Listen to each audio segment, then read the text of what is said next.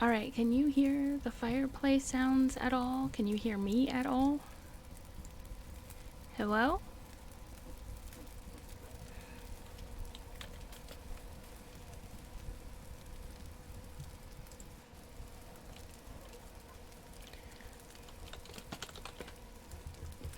Hello? Well, I'm glad at least the music was finally an easy fix and everything else seems to be okay. So, that's right too. Ooh, hello.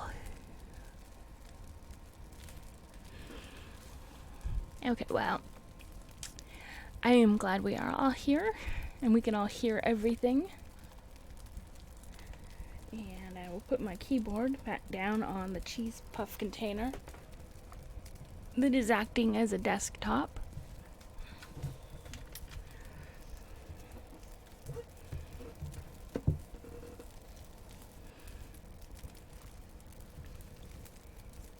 And we will get into our reading.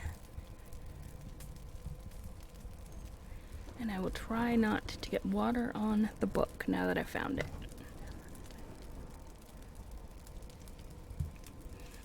Such a pro streamer, am I? Ah, that's right. Friday night story time. We will try to forget that the world is going to hell for a while. We just have our fireplace and our story.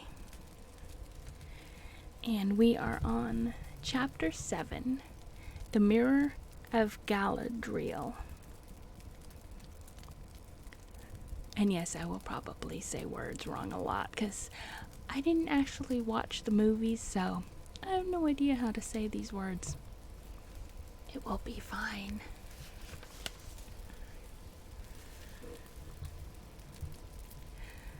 The sun was sinking behind the mountains, and the shadows were deepening in the woods when they went on again. Their paths now went into thickets where the dusk had already gathered. Night came beneath the trees as they walked, and the elves uncovered their silver lamps. Suddenly they came out into the open again and found themselves under a pale evening sky pricked by a few early stars. There was a wide, treeless space before them, running in a great circle and bending away on either hand. Beyond it was a deep fosse lost in soft shadow, but the grass upon its brink was green, as if it glowed still in memory of the sun that had gone.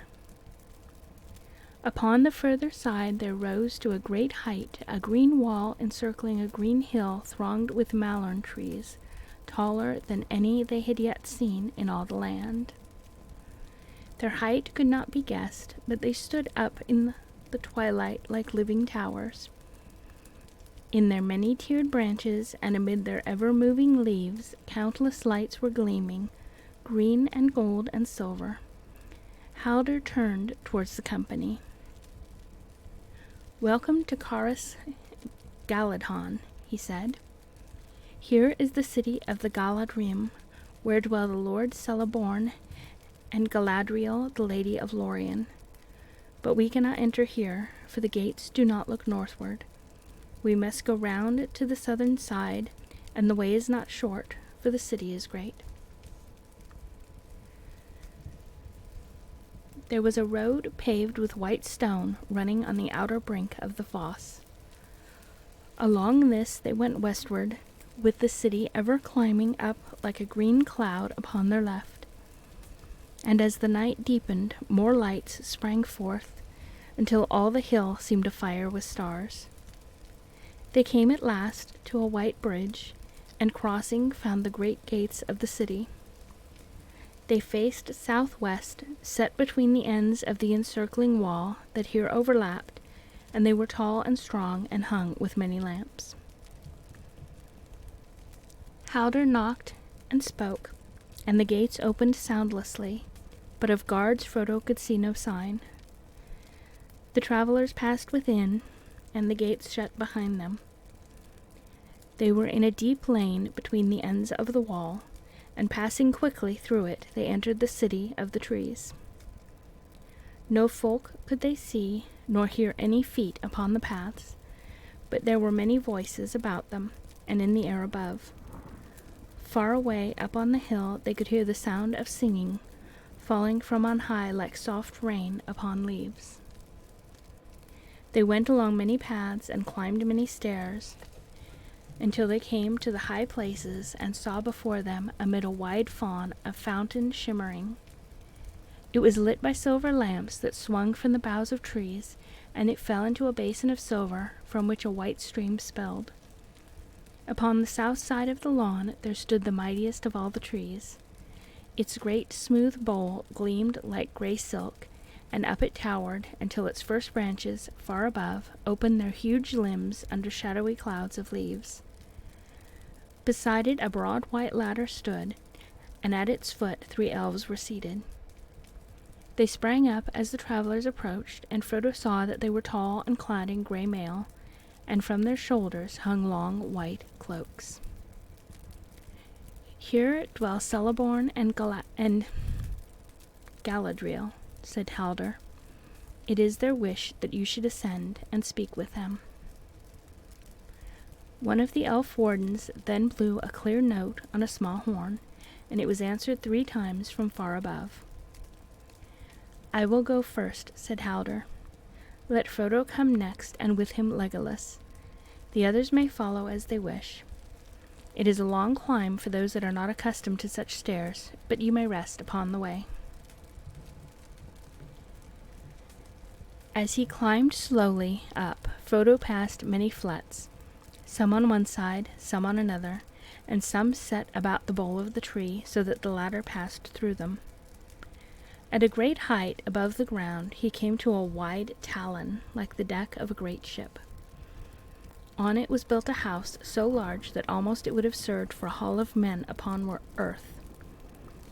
He entered behind Haldir, and found that he was in a chamber of oval shape, in the midst of which grew the trunk of the great Malern, now tapering towards its crown, and yet making still a pillar of wide girth. The chamber was filled with a soft light. Its walls were green and silver, and its roof of gold. Many elves were seated there. On 2 chairs beneath the bole of the tree, and canopied by a living bough, they sat, side by side, Celeborn and Galadriel. They stood up to greet their guests, after the manner of elves, even those who were accounted mighty kings. Very tall they were, and the lady no less tall than the lord, and they were grave and beautiful. They were clad wholly in white, and the hair of the lady was of deep gold, and the hair of the Lord Celeborn was of silver, long and bright, but no sign of age was upon them, unless it were in the depths of their eyes, for these were keen as lances in the starlight, and yet profound, the wells of deep memory.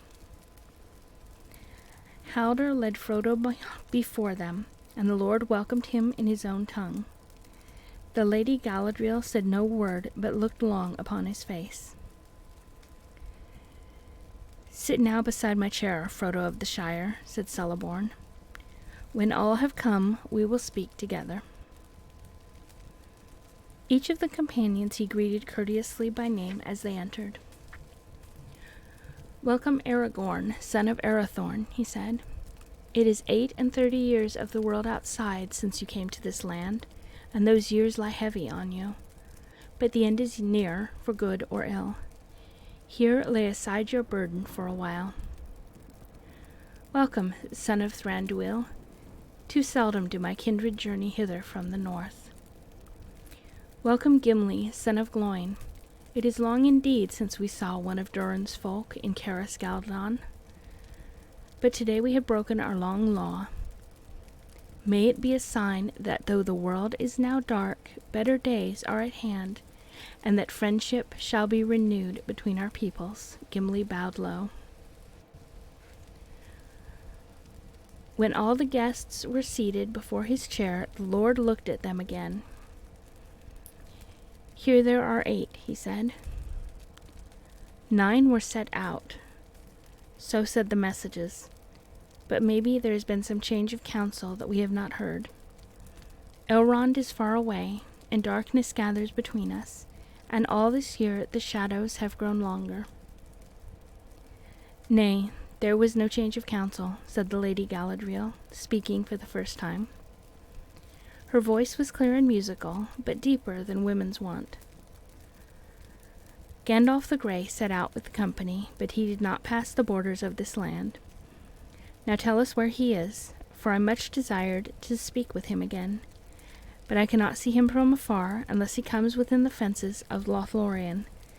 A grey mist is about him, and the ways of his feet and of his mind are hidden from me."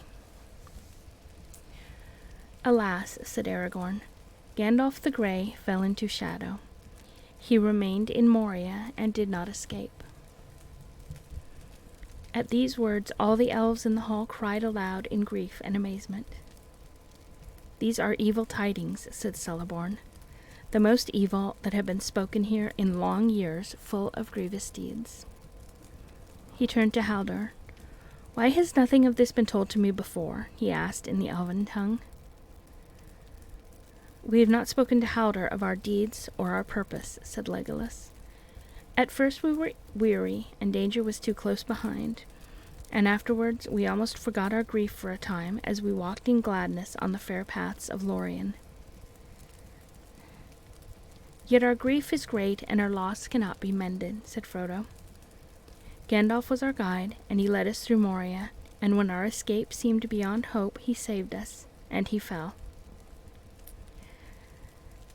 "Tell us now the full tale," said Celeborn. Then Aragorn recounted all that had happened upon the pass of Caradhras, and in the days that followed, and he spoke of Balin and his book, and the fight in the chamber of Mazarbol, and the fire, and the narrow bridge, and the coming of the Terror.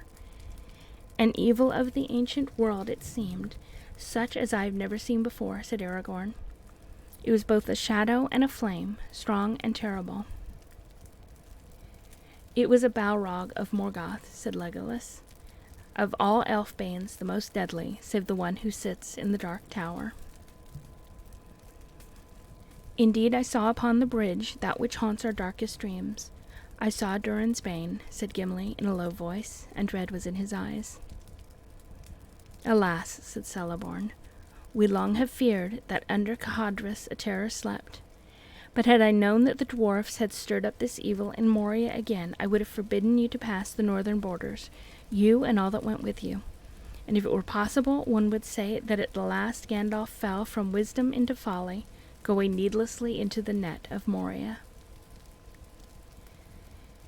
"He would be rash indeed that said that thing," said Galadriel gravely. "Needless were none of the deeds of Gandalf in life. Those that follow him knew not his mind and cannot report his full purpose. But however it may be with the guide, the followers are blameless.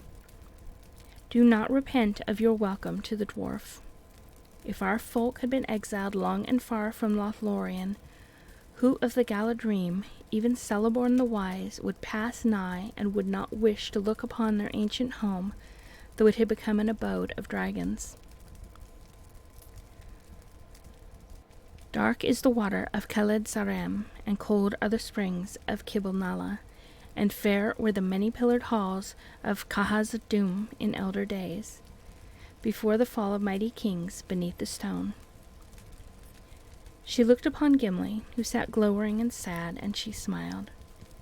And the dwarf, hearing the names given in his own ancient tongue, looked up and met her eyes, and it seemed to him that he looked suddenly into the heart of an enemy and saw their love and understanding.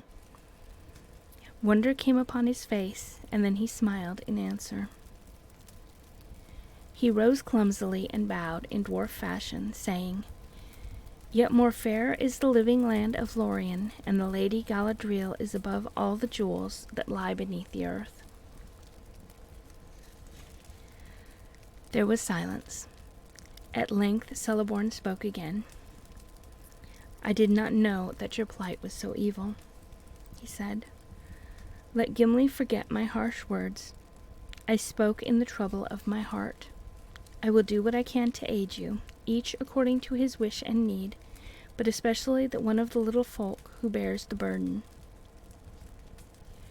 Your quest is known to us, said Galadriel, looking at Frodo, but we will not here speak of it more openly. Yet not in vain will it prove, maybe, that you came to this land seeking aid, as Gandalf himself plainly purposed. For the Lord of the Galadrim is accounted the wisest of the elves of Middle-earth, and the giver of gifts beyond the power of kings.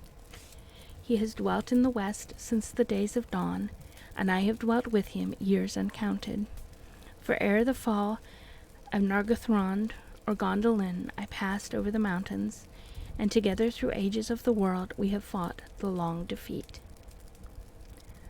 I it was who first summoned the White Council, and if my designs had not gone amiss, it would have been governed by Gandalf the Grey, and then mayhap things would have gone otherwise.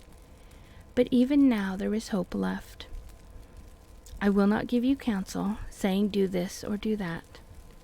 For not in doing or contriving, nor in choosing between this course and another, can I avail, but only in knowing what was and is, and in part also what shall be. But this I will say to you, your quest stands upon the edge of a knife. Stray but a little, and it will fail, to the ruin of all. Yet hope remains, while all the company is true. And with that word she held them with her eyes, and in silence looked searchingly at each of them in turn. None save Legolas and Aragorn could long endure her glance. Sam quickly blushed and hung his head. At length the Lady Galadriel released them from her eyes, and she smiled. Do not let your hearts be troubled, she said. Tonight you shall sleep in peace. Then they sighed and felt suddenly weary, as those who have been questioned long and deeply, though no words had been spoken openly. Go now, said Celeborn. You are worn with sorrow and much toil.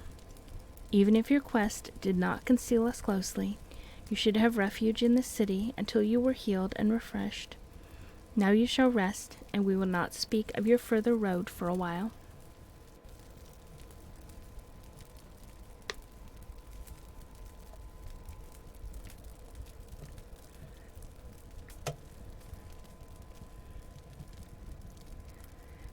That night the company slept upon the ground, much to the satisfaction of the hobbits. The elves spread for them a pavilion among the trees near the fountain, and in it they laid soft couches. Then, speaking words of peace with fair elvish voices, they left them.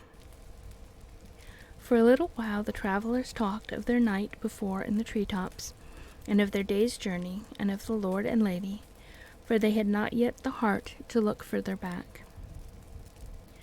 "What did you blush for, Sam?" said Pippin. "You soon broke down. Anyone would have thought you had a guilty conscience. I hope it was nothing worse than a wicked plot to steal one of my blankets."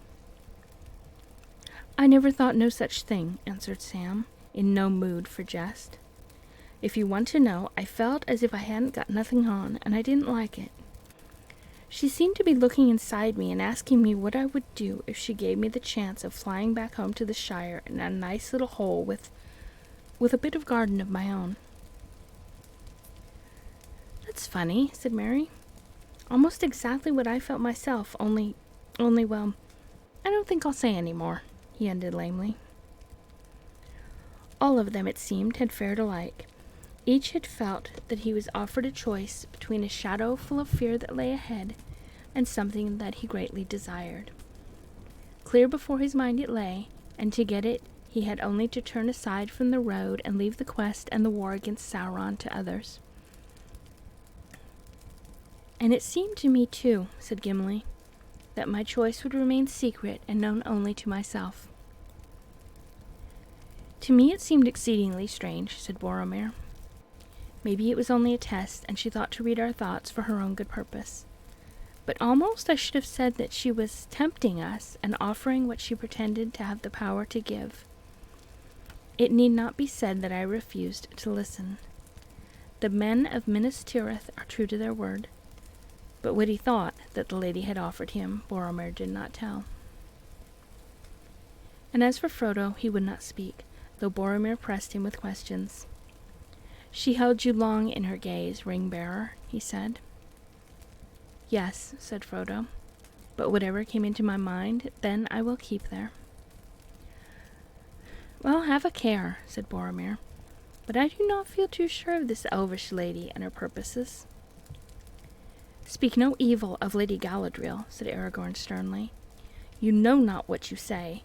There is in her hand and in this land no evil, unless a man bring it hither himself. Then let him beware. But tonight I shall sleep without fear for the first time since I left Rivendell, and may I sleep deep and forget for a while my grief. I am weary in body and in heart." He cast himself down upon his couch and fell at once into a long sleep.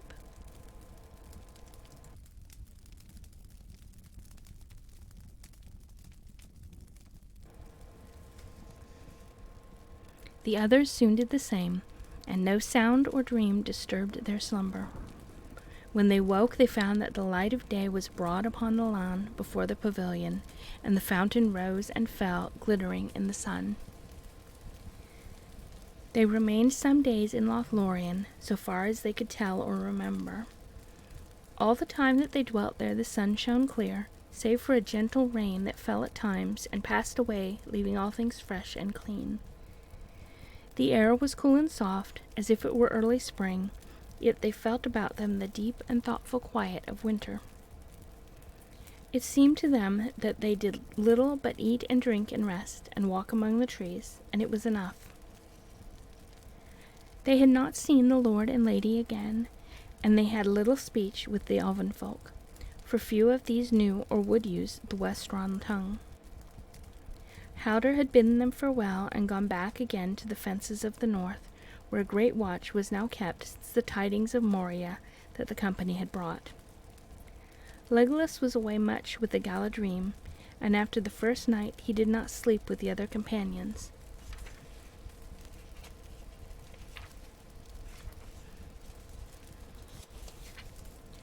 He returned to eat and talk with them. Often he took Gimli with him when he went abroad in the land, and the others wondered at this change. Now, as the companions sat or walked together, they spoke of Gandalf, and all that each had known and seen of him came clear before their minds. As they were healed of hurt and weariness of body, the grief of their loss grew more keen. Often they heard nearby elvish voices singing, and knew that they were making songs of lamentation for his fall, for they caught his name among the sweet, sad words that they could not understand. "Mithrandir, Mithrandir," sang the elves, "O pilgrim grey," for so they loved to call him. But if Legolas was with the company, he would not interrupt the songs for them, saying that he had not the skill, and that for him the grief was still too near, a matter for tears and not yet for song. It was Frodo who first put something of his sorrow into halting words. He was seldom moved to make song or rhyme. Even in Rivendell he had listened and had not sung himself, though his memory was stored with many things that others had made before him. But now as he sat beside the fountain in Lorien and heard about him the voices of the elves, his thought took shape in a song that seemed fair to him. Yet when he tried to repeat it to Sam, only snatches remained, faded as a handful of withered leaves. When evening in the Shire was grey, his footsteps on the hill were heard. Before the dawn he went away on journey long, without a word. From Wilderland to western shore, from northern waste to southern hill, through Dragonlair and hidden door and darkling woods he walked at will. With dwarf and hobbit, elves and men, with mortal and immortal folk, with bird on bough and beast in den, in their own secret tongues he spoke. A deadly sword, a healing hand, a back that bent beneath its load, a trumpet voice, a burning brand, a weary pilgrim on the road. A lord of wisdom throned he sat, swift in anger, quick to laugh, an old man in a battered hat who leaned upon a thorny staff. He stood upon the bridge alone, and fire and shadow both defied. His staff was broken on the stone. In Khazad-dûm his wisdom died. "Why, you'll be beating Mr. Bilbo next," said Sam. "No, I'm afraid not," said Frodo. "But this is the best I can do yet." "Well, Mr. Frodo, if you do have another go, I hope you'll say a word about his fireworks," said Sam. "Something like this: the finest rockets ever seen, they burst in stars of blue and green, or after thunder golden showers came falling like a rain of flowers. Though that doesn't do them justice by a long road. No, I'll leave that to you, Sam. Or perhaps to Bilbo. But, well, I can't talk of it any more. I can't bear to think of bringing the news to him."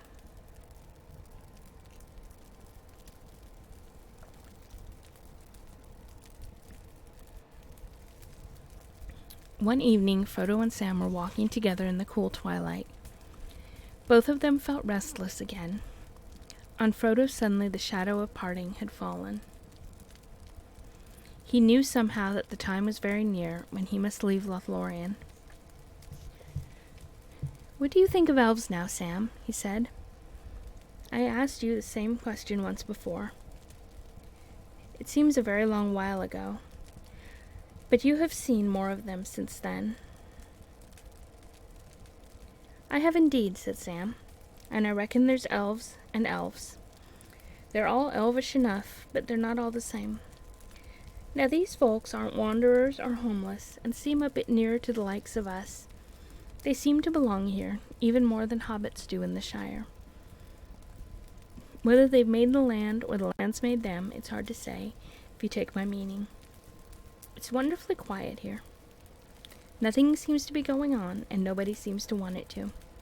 If there's any magic about, it's right down deep, where I can't lay my hands on it in a matter of speaking." "You can see and feel it everywhere," said Frodo. "Well," said Sam, "you can't see nobody working it. No fireworks like poor Gandalf used to show. I wonder we don't see nothing of the Lord and Lady in all these days. I fancy now that she could do some wonderful things, if she had a mind. I'd dearly love to see some elf magic, Mr. Frodo." "I wouldn't," said Frodo. "I am content. And I don't miss Gandalf's fireworks, but his bushy eyebrows and his quick temper and his voice." "You're right," said Sam. "And don't think I'm finding fault. I've often wanted to see a bit of magic like what it tells of in old tales, but I've never heard of it better land than this. It's like being at home and on a holiday at the same time, if you understand me. I don't want to leave. All the same, I'm beginning to feel as if we've got to go on. Then we'd best get it over. It's the job that's never started as takes longest to finish, as my old gaffer used to say. And I don't reckon that these folks can do much more to help us, magic or no. It's when we leave this land that we shall miss Gandalf worse, I'm thinking." "I'm afraid that's only too true, Sam," said Frodo. "Yet I hope very much that before we leave we shall see the Lady of the Elves again." Even as he spoke, they saw, as if she came in answer to their words, the Lady Galadriel approaching. Tall and white and fair, she walked beneath the trees. She spoke no word, but beckoned to them. Turning aside, she led them toward the southern slopes of the hill of Caras Galadhon, and passing through a high green hedge, they came into an enclosed garden. No trees grew there, and it lay open to the sky. The evening star had risen and was shining with white fire above the western woods. Down a long flight of steps the lady went into the deep green hollow, through which ran murmuring the silver stream that issued from the fountain on the hill. At the bottom, upon a low pedestal carved like a branching tree, stood a basin of silver, wide and shallow, and beside it stood a silver ewer.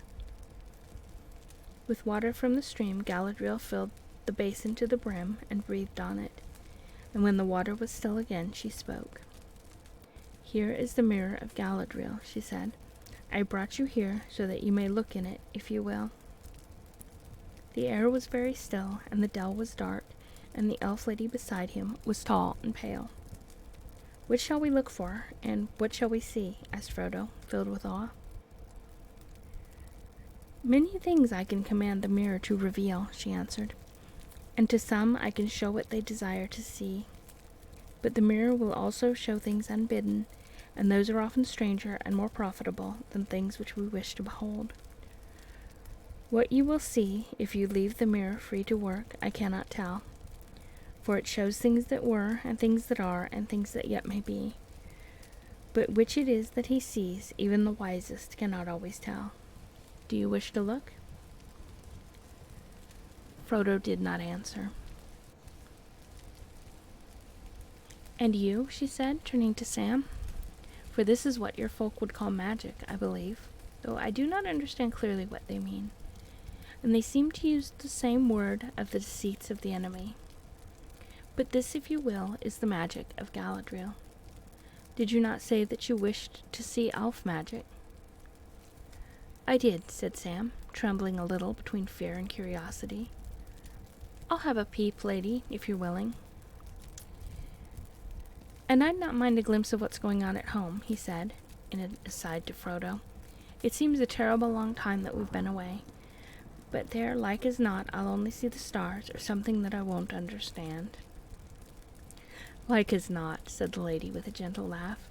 "But come, you shall look and see what you may. Do not touch the water." Sam climbed up on the foot of the pedestal and leaned over the basin.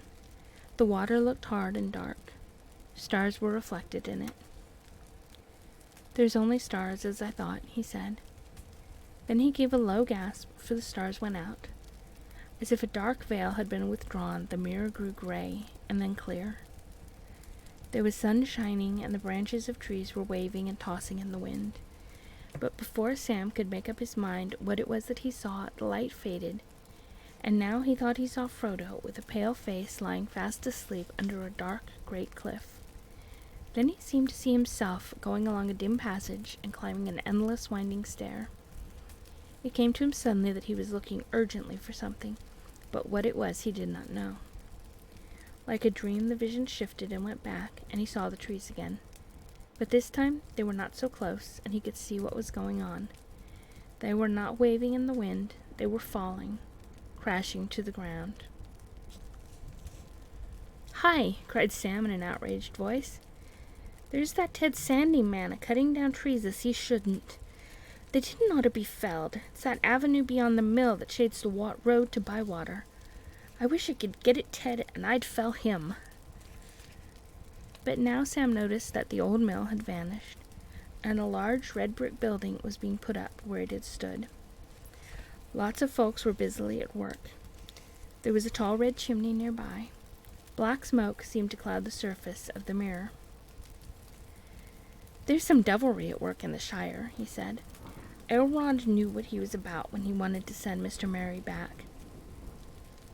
Then suddenly Sam gave a cry and sprang away. "I can't stay here," he said wildly. "I must go home.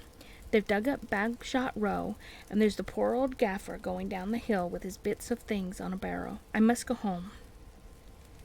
"You cannot go home alone," said the lady. "You did not wish to go home without your master before you looked in the mirror. And yet you knew that evil things might well be happening in the Shire. Remember that the mirror shows many things, and not all have yet come to pass. Some never come to pass, unless those that behold the visions turn aside from their path to prevent them. The mirror is dangerous as a guide of deeds." Sam sat on the ground and put his head in his hands. "I wish I had never come here, and I don't want to see no more magic," he said, and fell silent. After a moment he spoke again thickly, as if struggling with tears. "No, I'll go home by the long road with Mr. Frodo, or not at all," he said. "But I hope I do get back some day. If what I've seen turns out true, somebody's going to catch it hot." "Do you now wish to look, Frodo?" said the Lady of Galadriel. "You did not wish to see elf magic, and were content." "Do you advise me to look?" asked Frodo. "No," she said. "I do not counsel you one way or the other. I am not a counselor. You may learn something, and whether what you see be fair or evil, that may be profitable, and yet it may not. Seeing is both good and perilous. Yet I think, Frodo, that you have courage and wisdom enough for the venture, or I would not have brought you here. Do as you will." "I will look," said Frodo. And he climbed on the pedestal and bent over the dark water. At once the mirror cleared, and he saw a twilight land. Mountains loomed dark in the distance against a pale sky. A long gray road wound back out of sight. Far away a figure came slowly down the road, faint and small at first, but growing larger and clearer as it approached. Suddenly Frodo realized that it reminded him of Gandalf. He almost called aloud the wizard's name, and then he saw that the figure was clothed not in gray, but in a white that shone faintly in the dusk. In its hand there was a white staff. The head was so bowed that he could see no face, and presently the figure turned aside round a bend in the road and went out of the mirror's view. Doubt came into Frodo's mind. Was this a vision of Gandalf on one of his many lonely journeys long ago, or was it Saruman?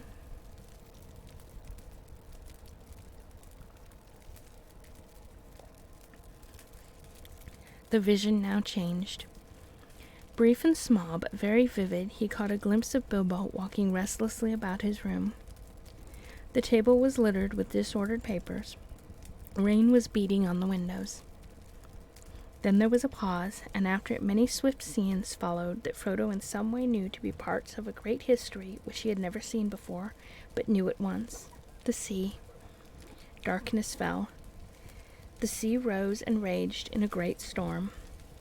Then he saw against the sun, sinking blood-red into a rack of clouds, the black outline of a tall ship with torn sails riding up out of the west. Then a wide river flowing through a populous city. Then a white fortress with 7 towers. And then again a ship with black sails, but now it was morning again, and the water rippled with light, and a banner bearing the emblem of a white tree shone in the sun. A smoke as of fire and battle arose, and again the sun went down in a burning red that faded into a gray mist, and into the mist a small ship passed away, twinkling with lights. It vanished, and Frodo sighed and prepared to draw away. But suddenly the mirror went altogether dark as if a hole had opened in the world of sight, and Frodo looked into emptiness. In the black abyss there appeared a single eye that slowly grew until it filled nearly all the mirror. So terrible was it that Frodo stood rooted, unable to cry out or to withdraw his gaze. The eye was rimmed with fire, but was itself glazed, yellow as a cat's, watchful and intent, and the black slit of its pupil opened on a pit, a window into nothing. Then the eye began to rove, searching this way and that, and Frodo knew with certainty and horror that among the many things that it sought, he himself was one. But he also knew that it could not see him. Not yet, not unless he willed it. The ring that hung upon its chain about his neck grew heavy, heavier than a great stone, and his head was dragged downwards. The mirror seemed to be growing hot, and curls of steam were rising from the water. He was slipping forward. "Do not touch the water," said Lady Galadriel softly. The vision faded, and Frodo found that he was looking at the cool stars twinkling in the silver basin. He stepped back, shaking all over, and looked at the lady. "I know what it was that you last saw," she said, "for that is also in my mind. Do not be afraid. But do not think that only by singing amid the trees, nor even by the slender arrows of elf bows in this land of Lothlorien, maintained and defended against its enemy. I say to you, Frodo, that ever as I speak to you, I perceive the Dark Lord and know his mind, or all of his mind that concerns the elves, and he gropes ever to see me and my thought, but still the door is closed." She lifted up her white arms and spread out her hands towards the east in a gesture of rejection and denial. Eärendil, the evening star, most beloved of the elves, shone clear above. So bright was it that the figure of the elven lady cast a dim shadow on the ground. Its rays glanced upon a ring about her finger. It glittered like polished gold overlaid with silver light, and a white stone in it twinkled as if the elven star had come down to rest upon her hand. Frodo gazed at the ring with awe, for suddenly it seemed to him that he understood. "Yes," she said, divining his thought. "It is not permitted to speak of it, and Elrond could not do so. But it cannot be hidden from the ring-bearer, and one who has seen the eye. Verily it is in the land of Lorien upon the finger of Galadriel that one of the three remains. This is Nenya, the ring of adamant, and I am its keeper. He suspects, but he does not know. Not yet. Do you not see now wherefore your coming to us as the footstep of doom? For if you fail, then we are laid bare to the enemy. Yet if you succeed, then our power is diminished, and Lothlorien will fade, and the tides of time will sweep it away. We must depart into the west, or dwindle to a rustic folk of dell and cave, slowly to forget and to be forgotten. Frodo bent his head. And what do you wish? He said at last. That what should be shall be, she answered. The love of the elves for their land and their works is deeper than the deeps of the sea, and the regret is undying and cannot ever wholly be assuaged. Yet they will cast all away rather than submit to Sauron, for they know him now. For the fate of Lothlorien you were not answerable, but only for the doing of your own task. Yet I could wish, were it of any avail, that the One Ring had never been wrought, or had remained forever lost. You are wise and fearless and fair, Lady Galadriel, said Frodo. I will give you the One Ring if you ask for it. It is too great a matter for me. Galadriel laughed with a sudden clear laugh. Wise Lady Galadriel may be, she said, yet here she has met her match in courtesy. Gently are you revenged for my testing of your heart at our first meeting. You begin to see with a keen eye. I do not deny that my heart has greatly desired to ask what you offer. For many long years I had pondered what I might do should the great ring come into my hands, and behold, it was brought within my grasp. The evil that was devised long ago works on in many ways, whether Sauron himself stands or falls. Would not that have been a noble deed to set to the credit of his ring, if I had taken it by force or fear from my guest? And now at last it comes. You will give me the ring freely. In place of the Dark Lord you will set up a queen. And I shall not be dark, but beautiful and terrible as the morning and the night, fair as the sea and the sun and the snow upon the mountain, dreadful as the storm and the lightning, stronger than the foundations of the earth. All shall love me and despair. She lifted up her hand, and from the ring that she wore there issued a great light that illuminated her alone and left all else dark. She stood before Frodo, seeming now tall beyond measurement, and beautiful beyond enduring, terrible and worshipful. Then she let her hand fall, and the light faded, and suddenly she laughed again, and lo, she was shrunken, a slender elf-woman, clad in simple white, whose gentle voice was soft and sad. I passed the test, she said. I will diminish and go into the west and remain Galadriel. They stood for a long while in silence. At length the lady spoke again. Let us return, she said. In the morning you must depart, for now we have chosen, and the tides of fate are flowing. I would ask one thing before we go, said Frodo, a thing which I often meant to ask Gandalf in Rivendell. I am permitted to wear the One Ring. Why cannot I see all the others and know the thoughts of those that wear them? You have not tried, she said. Only thrice have you set the ring upon your finger since you knew what you possessed. Do not try. It would destroy you. Did not Gandalf tell you that the rings give power according to the measure of each possessor? Before you could use that power, you would need to become far stronger, and to train your will to the domination of others. Yet even so, as ring-bearer, and as one that has borne it on finger and seen that which is hidden, your sight is grown keener. You have perceived my thought more clearly than many that are accounted wise. You saw the eye of him that holds the 7 and the 9. And did you not see and recognize the ring upon my finger? Did you see my ring? She asked, turning again to Sam. No, lady, he answered. To tell you the truth, I wondered what you were talking about. I saw a star through your fingers, but if you'll pardon my speaking, I think my master was right. I wish you'd take his ring. You'd put things to right. You'd stop them digging up the gaffer and turning him adrift. You'd make some folk pay for their dirty work." "I would," she said. "That is how it would begin. But it would not stop with that, alas. We will not speak more of it. Let us go." That is the end of that chapter. Embus watches you. Thank you for the follow. I hope that you were enjoying the stream. Okay, time to drink some water, and then we will continue to the next chapter.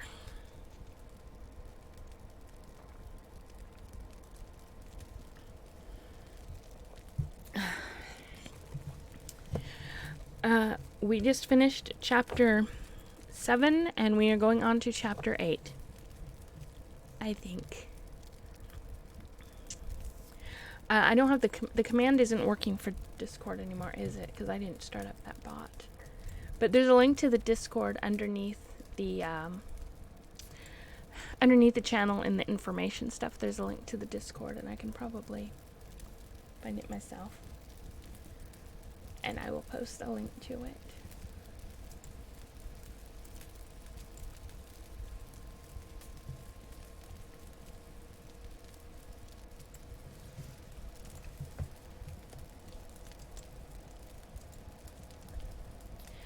And it would help if I knew where I was. Okay, where'd my keyboard go? Here's my keyboard. This is definitely not an organized spring. Yeah, here's a new link for you.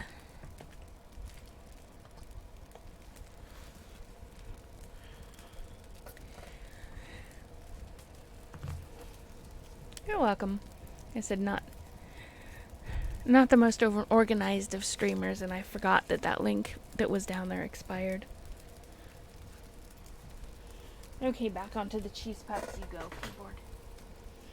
Alrighty. On to chapter 8. Farewell to Lorien.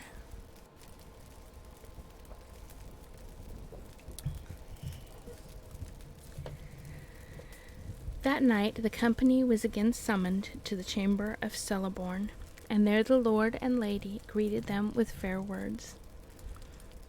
At length Celeborn spoke of their departure. "Now is the time," he said, "when those who wish to continue the quest must harden their hearts to leave this land. Those who no longer wish to go forward may remain here for a while.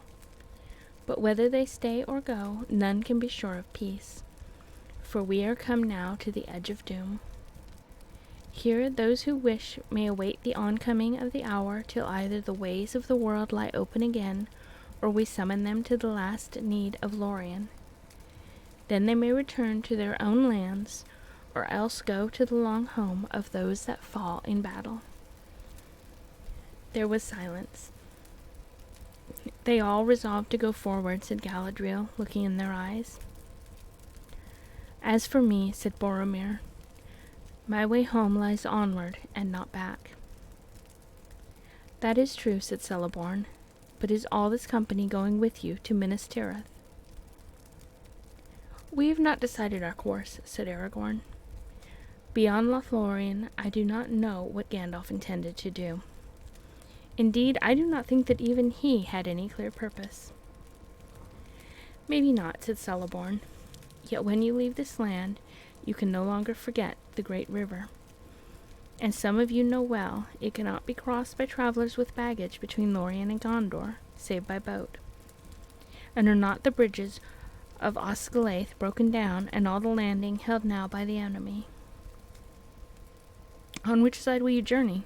The way to Minas Tirith lies upon this side, upon the west, but the straight road of the quest lies east of the river, upon the darker shore.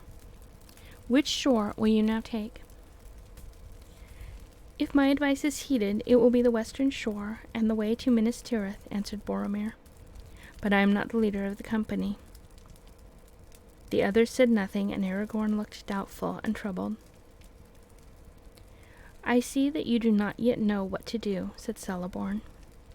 "It is not my part to choose for you, but I will help you as I may. There are some among you who can handle boats, Legolas, whose folk know the swift forest river, and Boromir of Gondor, and Aragorn the traveler." "And one hobbit," cried Merry. Not all of us look on boats as wild horses.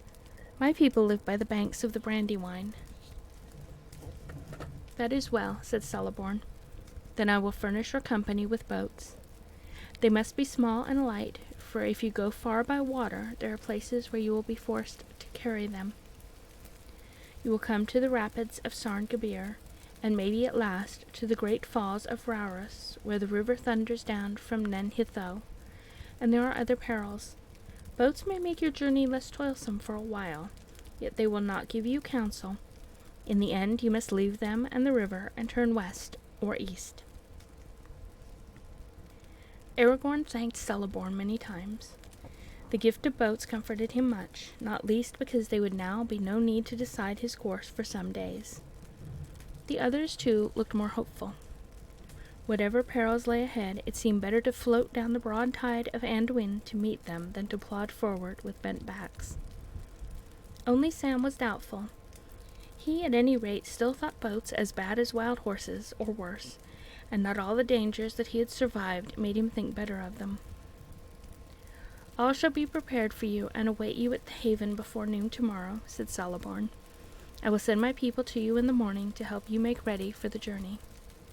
Now we will wish you all a fair night and untroubled sleep." "Good night, my friends," said Galadriel. "Sleep in peace. Do not trouble your hearts overmuch with thought of the road tonight. Maybe the paths that you each shall tread are already laid before your feet, though you do not see them. Good night." The company now took their leave and returned to their pavilion. Legolas went with them, for this was to be their last night in Lothlorien, and in spite of the words of Galadriel, they wished to take counsel together. For a long time they debated what they should do, and how it would be best to attempt the fulfilling of their purpose with the ring, but they came to no decision. It was plain that most of them desired to go first to Minas Tirith, and to escape at least for a while from the terror of the enemy. They would have been willing to follow a leader over the river and into the shadow of Mordor, but Frodo spoke no word, and Aragorn was still divided in his mind. His own plan, while Gandalf remained with them, had been to go with Boromir, and with his sword help to deliver Gondor. For he believed that the message of the dreams was a summons, and that the hour had come at last when the heir of Elendil should come forth and strive with Sauron for the mastery. But in Moria the burden of Gandalf had been laid on him, and he knew that he could not now forsake the ring if Frodo refused in the end to go with Boromir. And yet what help could he or any of the company give to Frodo, save to walk blindly with him into the darkness? "I shall go to Minas Tirith alone if need be, for it is my duty," said Boromir, and after that he was silent for a while, sitting with his eyes fixed on Frodo, as if he was trying to read the halfling's thoughts. At length he spoke again, softly, as if he was debating with himself. "If you wish only to destroy the ring," he said, "then there is little use in war and weapons, and the men of Minas Tirith cannot help. But if you wish to destroy the armed might of the Dark Lord, then it is folly to go without force into his domain, and folly to throw away." He paused suddenly, as if he had become aware that he was speaking his thoughts aloud. "It would be folly to throw lives away, I mean," he ended. "It is a choice between defending a strong place and walking openly into the arms of death. At least, that is how I see it." Frodo caught something new and strange in Boromir's glance, and he looked hard at him. Plainly, Boromir's thought was different from his final words. It would be folly to throw away what? The Ring of Power? He had said something like this at the council, but then he had accepted the correction of Elrond. Frodo looked at Aragorn, but he seemed deep in his own thought, and made no sign that he had heeded Boromir's words. And so their debate ended. Merry and Pippin were already asleep, and Sam was nodding. The night was growing old.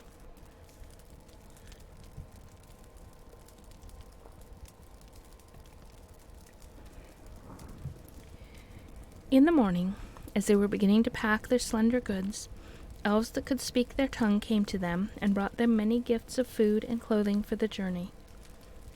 The food was mostly in the form of very thin cakes made of a meal that was baked a light brown on the outside, and inside was the color of cream.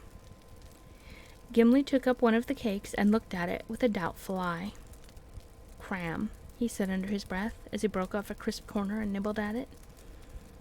His expression quickly changed, and he ate all the rest of the cake with relish. "No more, no more," cried the elves, laughing. "You have eaten enough already for a long day's march." "I thought it was only a kind of cram, such as the Dale men make for journeys in the wild," said the dwarf. "So it is," they answered, "but we call it lembas, or whey bread, and it is more strengthening than any food made by men, and it is more pleasant than cram by all accounts." "Indeed it is," said Gimli. "Why, it is better than the honey cakes of the Bjornings, and that is great praise, for the Bjornings are the best bakers that I know of, but they are none too willing to deal out their cakes to travelers in these days. You are kindly hosts." "All the same, we bid you spare the food," they said. "Eat little at a time, and only at need, for these things are given to serve you when all else fails. The cakes will keep sweet for many days if they are unbroken and left in their leaf wrappings, as we have brought them. One will keep a traveler on his feet for a day of long labor, even if he be one of the tall men of Minas Tirith." The elves next unwrapped and gave to each of the company the clothes they had brought. For each they had provided a hood and cloak, made according to his size, of the light but warm silken stuff that the Galadriel wove. It was hard to say of what color they were. Gray with the hue of twilight under the leaves they seemed, and yet if they were moved or set in another light, they were green as shadowed leaves, or brown as fallow fields by night, dusk silver as water under the stars. Each cloak was fastened about the neck with a brooch like a green leaf veined with silver. "Are these magic cloaks?" asked Pippin, looking at them with wonder. "I do not know what you mean by that," answered the leader of the elves. "They are fair garments, and the web is good, for it was made in this land. They are elvish robes, certainly, if that is what you meant. Leaf and branch, water and stone. They have the hue and beauty of all these things under the twilight of Lorien that we love, for we put the thought of all that we loved into all that we make. Yet they are garments, not armor, and they shall not turn shaft or blade. But they should serve you well. They are light to wear, and warm enough or cool enough at need, and you will find them a great aid in keeping out of the sight of unfriendly eyes, whether you walk among the stones or the trees. You are indeed high in the favor of the lady, for she herself and her maidens wove this stuff, and never before have we clad strangers in the garb of our own people." After their morning meal, the company said farewell to the lawn by the fountain. Their hearts were heavy, for it was a fair place, and it had become like home to them, though they could not count the days and nights that they had passed there. As they stood for a moment looking at the white water in the sunlight, Halder came walking towards them over the green grass of the glade. Frodo greeted him with delight. "I have returned from the northern fences," said the elf, "and I am sent now to be your guide again. The Dimril Dale is full of vapor and clouds of smoke, and the mountains are troubled. There are noises in the deeps of the earth. If any of you had thought of returning northwards to your homes, you would not have been able to pass that way. But come, your path now goes south." As they walked through Caras Galadhon, the green ways were empty, but in the trees above them many voices were murmuring and singing. They themselves went silently. At last Halder led them down the southward slopes of the hill, and they came again to the great gate hung with lamps, and to the white bridge, and so they passed out and left the city of the elves. Then they turned away from the paved road and took a path that went off into a deep thicket of malorn trees, and passed on, winding through rolling woodlands of silver shadow, leading them ever down, southwards and eastwards, towards the shores of the river. They had gone some 10 miles, and noon was at hand when they came on a high green wall. Passing through an opening, they came suddenly out of the trees. Before them lay a long lawn of shining grass, studded with golden Eleanor that glinted in the sun. The lawn ran out into a narrow tongue between bright margins. On the right and west of Silverlode flowed glittering. On the left and east the great river rolled its broad waters, deep and dark. On the furthest shores the woodland still marched on southwards, as far as the eye could see, but all the banks were bleak and bare. No Malorn lifted its gold-hung boughs beyond the land of Lorien. On the bank of the Silverlode, at some distance up from the meeting of the streams, there was a height of white stones and white wood. By it were moored many boats and barges. Some were brightly painted and shone with silver and gold and green, but most were either white or gray. Three small gray boats had been made ready for the travelers, and in these the elves stowed their goods. And they added also coils of rope, 3 to each boat.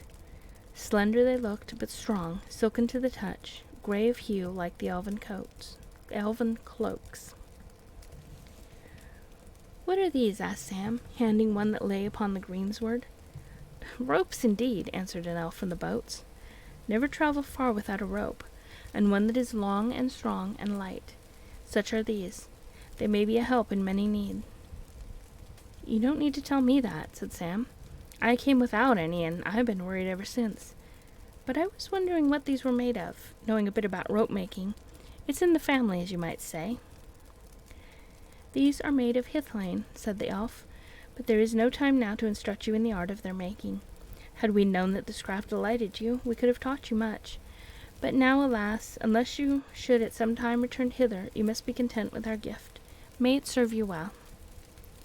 "Come," said Halder. "All is ready for you now. Enter the boats, but take care at first." "Heed the words," said the other elves. "These boats are light built, and they are crafty and unlike the boats of other folk. They will not sink, lade them as you will. But if you are wayward, let's try that sentence again. They will not sink, lade them as you will, but they are wayward if mishandled. It would be wise if you accustomed yourselves to stepping in and out, here where there is a landing place, before you set off downstream." The company was arranged in this way. Aragorn, Frodo, and Sam were in one boat, Boromir, Merry, and Pippin in another, and in the third were Legolas and Gimli, who were now become fast friends. In this last boat most of the goods and packs were stowed. The boats were moved and steered with short-handled paddles that had broad leaf-shaped blades. When all was ready, Aragorn led them on a trial up the Silverlode. The current was swift, and they went forward slowly. Sam sat in the bows, clutching the sides, and looking back wistfully to the shore.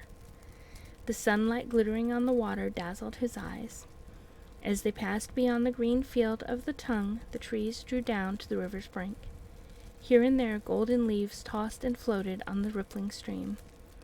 The air was very bright and still, and there was silence except for the high distant song of larks.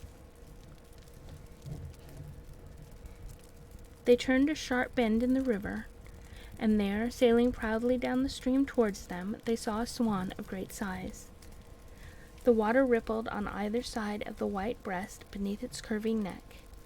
Its beak shone like burnished gold, and its eyes glinted like jet set in yellow stones. Its huge white wings were half lifted.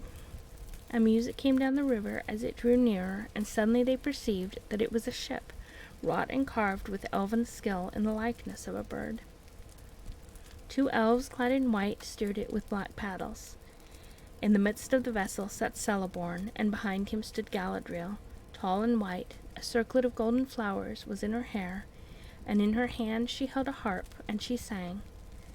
Sad and sweet was the sound of her voice in the cool, clear air. I sang of leaves of gold, and leaves of gold there grew. Of wind I sang, a wind there came, and in the branches blew. Beyond the sun, beyond the moon, the foam was on the sea, and by the strand of Ilmarinen there grew a golden tree. Beneath the stars of ever eve, in Eldamir it shone, and Eldamir stood beside the walls of elven Turian. There long the golden leaves have grown upon the branching years, while here beyond the sundering seas now fall the elven years. O Lorien, the winter comes, the bare and leafless day. The leaves are falling in the stream, the river flows away. O Lorien, too long I have dwelt upon this hither shore, and in a fading crown have twined the golden Eleanor. But if of ships I now should sing, what ship would come to me? Which ship would bear me ever back across so wide a sea? Aragorn stayed his boat as the swan ship drew alongside. The Lady ended her song and greeted them. "We have come to bid our last farewell," she said, "and to speed you with blessings from our land." "Though you have been our guest," said Celeborn, "you have not yet eaten with us, and we bid you, therefore, to a parting feast, here between the flowing waters that will bear you far from Lorien." The swan passed on slowly to the height, and they turned their boats and followed it.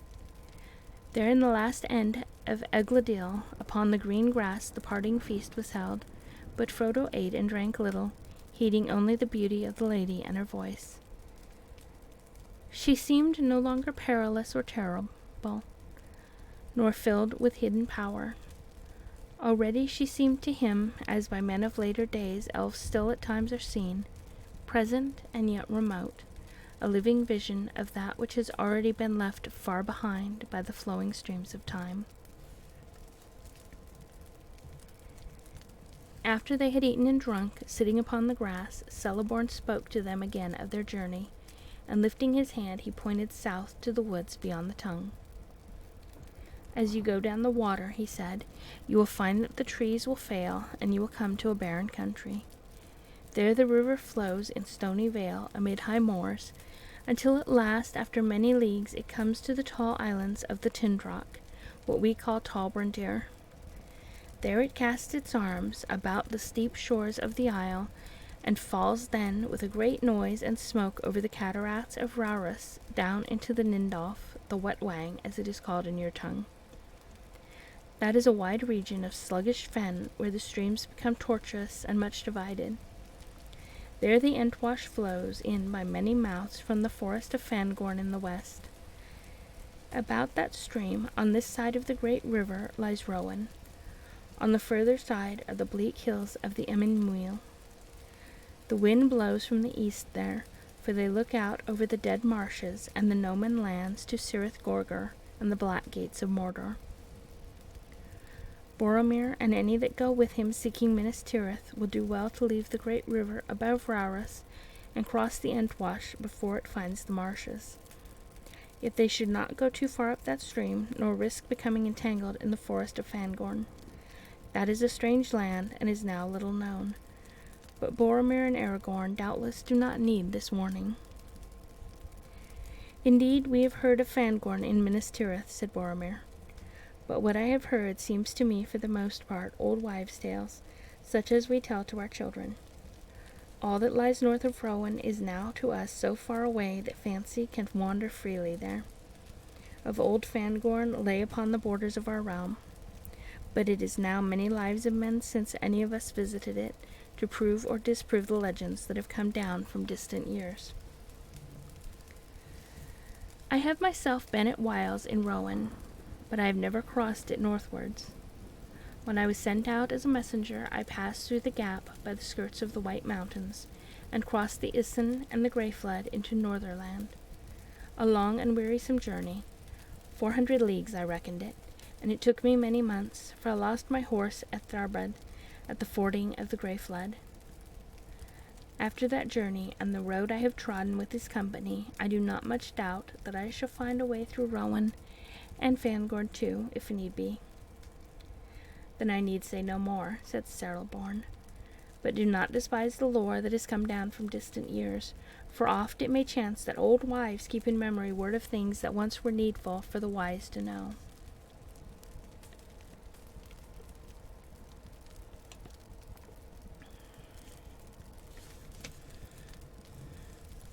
Now Galadriel rose from the grass, and taking a cup from one of her maidens, she filled it with white mead and gave it to Celeborn.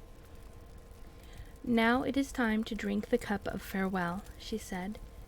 "Drink, Lord of the Galadrim, and let not your heart be sad, though night must follow soon, and already our evening draweth nigh." Then she brought the cup to each of the company and bade them drink and farewell. But when they had drunk, she commanded them to sit again on the grass, and chairs were set for her and for Celeborn. Her maidens stood silent about her, and a while she looked upon her guests. At last she spoke again. "We have drunk the cup of parting," she said, "and the shadows fall between us. But before you go, I have brought in my ship gifts which the Lord and Lady of the Galadrim now offer you in memory of Lothlorien." Then she called to each in turn. "Here is the gift of Celeborn and Galadriel to the leader of your company," she said to Aragorn, and she gave him a sheath that had been made to fit his sword. It was overlaid with a tracery of flowers and leaves wrought of silver and gold, and on it were set in elven runes formed of many gems the name Anduril and the lineage of the sword. "The blade that is drawn from the sheath shall not be stained or broken, even in defeat," she said. "But is there aught else that you desire of me at our parting? For darkness will flow between us, and it may be that we shall not meet again, unless it be far hence upon a road that has no returning." And Aragorn answered, "Lady, you know all my desire, and long held in keeping the only treasure that I seek. Yet it is not yours to give me, even if you would, and only through darkness shall I come to it." "Yet maybe this will lighten your heart," said Galadriel, "for it was left in my care to be given to you should you pass through this land." Then she lifted from her lap a great stone of a clear green, set in a silver brooch that was wrought in the likeness of an eagle with outspread wings, and as she held it up, the gem flashed like the sun shining through the leaves of spring. "This stone I gave to Celebrine, my daughter, and she to hers, and now it comes to you as a token of hope. In this hour take the name that was foretold to you, Elisar, the Elfstone of the house of Elendil."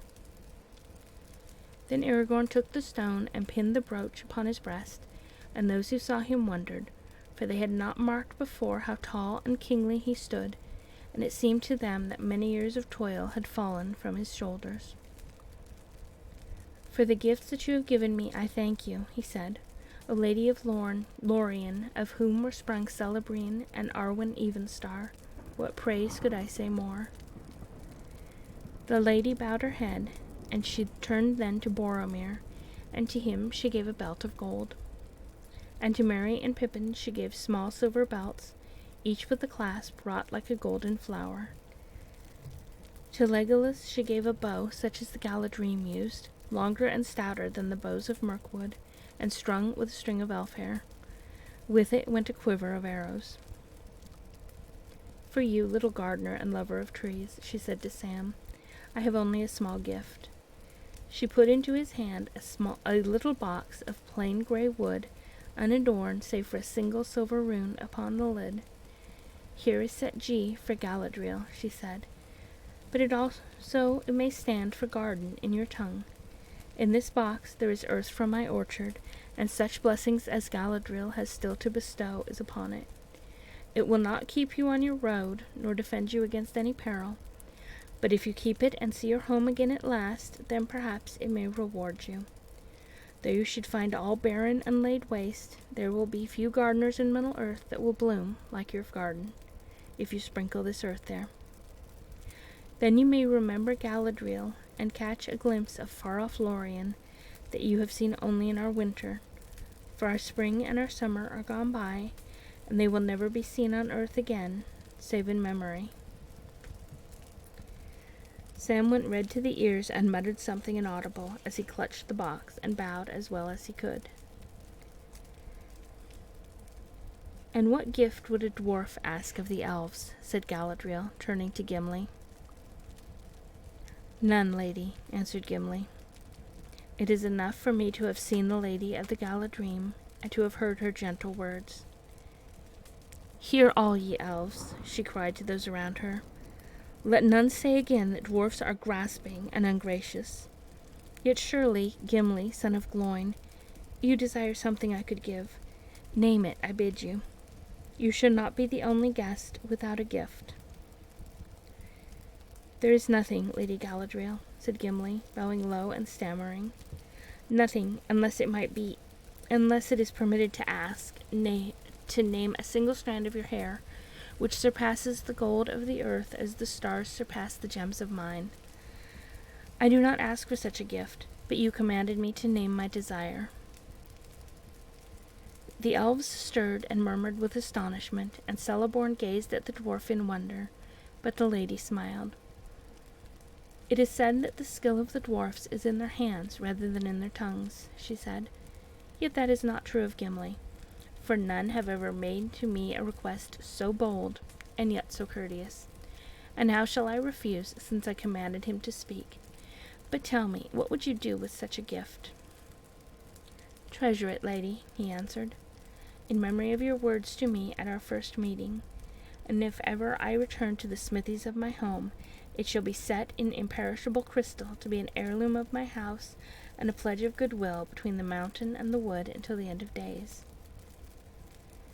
Then the lady unbraided one of her long tresses, and cut off 3 golden hairs, and laid them in Gimli's hand.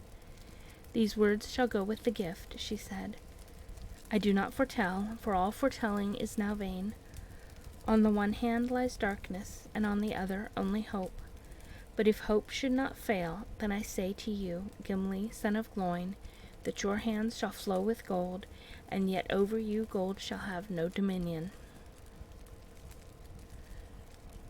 "And you, ring-bearer," she said, turning to Frodo, "I come to you last, who are not last in my thoughts. For you I have prepared this." She held up a small crystal phial. It glittered as she moved it, and rays of white light sprang from her hand. "In this phial," she said, "is caught the light of Eärendil's star, set amid the waters of my fountain. It will shine still brighter when night is about you. May it be a light to you in dark places when all other lights go out. Remember Galadriel and her mirror." Frodo took the phial, and for a moment as it shone between them, he saw her again standing like a queen, great and beautiful, but no longer terrible. He bowed, but found no words to say. Now the lady arose, and Celeborn led them back to the height. A yellow noon lay on the green land of the Tongue, and the water glittered with silver. All at last was made ready. The company took their places in the boats as before. Crying farewell, the elves of Lorien, with long grey poles, thrust them out into the flowing stream, and the rippling waters bore them slowly away. The travelers sat still without moving or speaking. On the green bank near to the very point of the Tongue, the Lady Galadriel stood alone and silent. As they passed her, they turned, and their eyes watched her slowly floating away from them. For so it seemed to them. Lorien was slipping backward, like a bright ship masted with enchanted trees, sailing on to forgotten shores, while they sat helpless upon the margin of the grey and leafless world. Even as they gazed, the silver load passed out into the currents of the great river, and the boats turned and began to speed southward. Soon the white form of the lady was small and distant. She shone like a window of glass upon a far hill in the westering sun, or as a remote lake seen from a mountain, a crystal fallen in the lap of the land. Then it seemed to Frodo that she lifted her arms in a final farewell. Afar but piercing clear on the following wind came the sound of her voice singing. But now she sang in the ancient tongue of the elves beyond the sea, and he did not understand the words. Fair was the music, but it did not comfort him. Yet, as is the way of elvish words, they remained graven in his memory, and long afterwards he interpreted them as well as he could. The language was that of elven song, and spoke of things little known on Middle-earth. Ah, like gold fall the leaves in the wind, long years numberless as the wings of trees. The years have passed like swift draughts of the sweet mead in lofty halls beyond the west, beneath the blue vaults of Varda, wherein the stars tremble in the song of her voice, holy and queenly. Who now shall refill the cup for me? For now the kindler, Varda, the queen of the stars, from Mount Everwhite has uplifted her hands like clouds, and all paths are drowned deep in shadow. and out of a grey country darkness lies on the foaming waves between us, and mist covers the jewels of Calasyria forever. Now lost, lost to those from the east is Valamir. Farewell. Maybe thou shalt find Valamir. Maybe even thou shalt find it. Farewell. Varda is the name of that lady whom the elves in these lands of exile named Elbereth. Suddenly the river swept round a bend, and the banks rose upon either side, and the light of Lorien was hidden. To that fair land Frodo never came again. The travelers now turned their faces to the journey. The sun was before them, and their eyes were dazzling, for all were filled with tears. Gimli wept openly. "I have looked at the last upon that which was fairest," he said to Legolas, his companion. "Henceforth I will call nothing fair unless it be her gift." He put his hand to his breast. "Tell me, Legolas, why did I come on this quest? Little did I know where the chief peril lay. Truly Elrond spoke, saying that we could not foresee what we might meet upon our road. Torment in the dark was the danger that I feared, and it did not hold me back. But I would not have come had I known the danger of light and joy. Now I have taken my worst wound in this parting, even if I were to go this night straight to the Dark Lord. Alas for Gimli, son of Gloin." "Nay," said Legolas, "alas for us all, and for all that walk the world in these after days. For such is the way of it, to find and lose, as it seems to those whose boat is on the running stream. But I count you blessed, Gimli, son of Gloin, for your loss you suffer of your own free will, and you might have chosen otherwise. But you have not forsaken your companions, and the least reward that you shall have is that the memory of Lothlorien shall remain ever clear and unstained in your heart, and shall neither fade nor grow stale." "Maybe," said Gimli, "and I thank you for your words. True words, doubtless, yet all such comfort is gold. Memory is not what the heart desires. That is only a mirror, be it clear as Keled-Zaram. Or so says the heart of Gimli the dwarf. Elves may see things otherwise. Indeed, I have heard that for them memory is more like to the waking world than to a dream. Not so for dwarfs. Let us talk no more of it. Look to the boat. She is too low in the water with all this baggage, and the great river is swift. I do not wish to drown my grief in cold water." He took up a paddle and steered towards the western bank, following Aragorn's boat ahead, which had already moved out of the middle stream. So the company went on their long way, down the wide hurrying waters, borne ever southwards. Bare woods stalked along either bank, and they could not see any glimpse of the land behind. The breeze died away, and the river flowed without a sound. No voice of bird broke the silence. The sun grew misty as the day grew old, until it gleamed in a pale sky like a high white pearl. Then it faded into the west, and dusk came again, and dusk came early, followed by a gray and starless night. Far into the dark, quiet hours they floated on, guiding their boats under the overhanging shadows of the western world. Great trees passed by like ghosts, thrusting their twisted, thirsty roots through the mist down into the water. It was dreary and cold. Frodo sat and listened to the faint lap and gurgle of the river fretting among the tree roots and driftwood near the shore, until his head nodded and he fell into an uneasy sleep. And that is the end of chapter 8. And I'm going to take a little bit of a break here. And so everybody get up and stretch, drink some water, and we will be back in just a little bit. Hope you're all enjoying, and see you soon.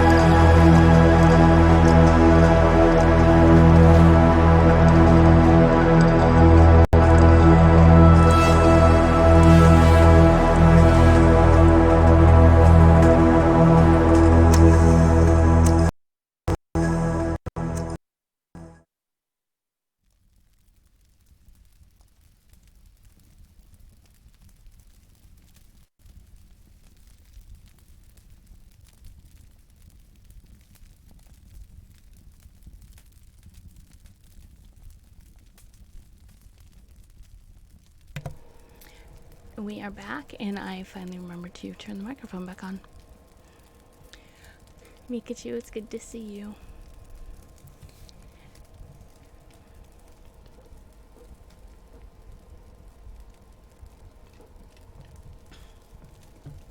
And we will continue with chapter 9. And we are in book 1. The Great River. Frodo was roused by Sam. He found that he was lying, well wrapped, under tall, gray-skinned trees in a quiet corner of the woodlands on the west bank of the great river, Anduin. He had slept the night away, and the gray of morning was dim among the bare branches. Gimli was busy with a small fire near at hand. They started again before the day was broad. Not that most of the company were eager to hurry southwards. They were content that the decision, which they must make at latest when they came to Rauris and the Tindrock Isle, still lay some days ahead. And they let the river bear them on at its own pace, having no desire to hasten towards the perils that lay beyond, whichever course they took in the end. Aragorn let them drift with the stream as they wished, husbanding their strength against weariness to come. But he insisted that at least they should start early each day and journey on far into the evening, for he felt in his heart that time was pressing, and he feared that the Dark Lord had not been idle while they lingered in Lorien. Nonetheless, they saw no sign of an enemy that day, nor the next. The dull gray hours passed without event. As the third day of their voyage wore on, the lands changed slowly. The trees thinned, and then failed altogether. On the eastern bank to their left they saw long, formless slopes stretching up and away towards the sky. Brown and withered they looked, as if fire had passed over them, leaving no living blade of green. An unfriendly waste without ever a broken tree or a bold stone to relieve the emptiness. They had come to the brown lands that lay, vast and desolate, between southern Mirkwood and the hills of the Emyn Muil. What pestilence or war or evil deed of the enemy had so blasted all the region, even Aragorn could not tell.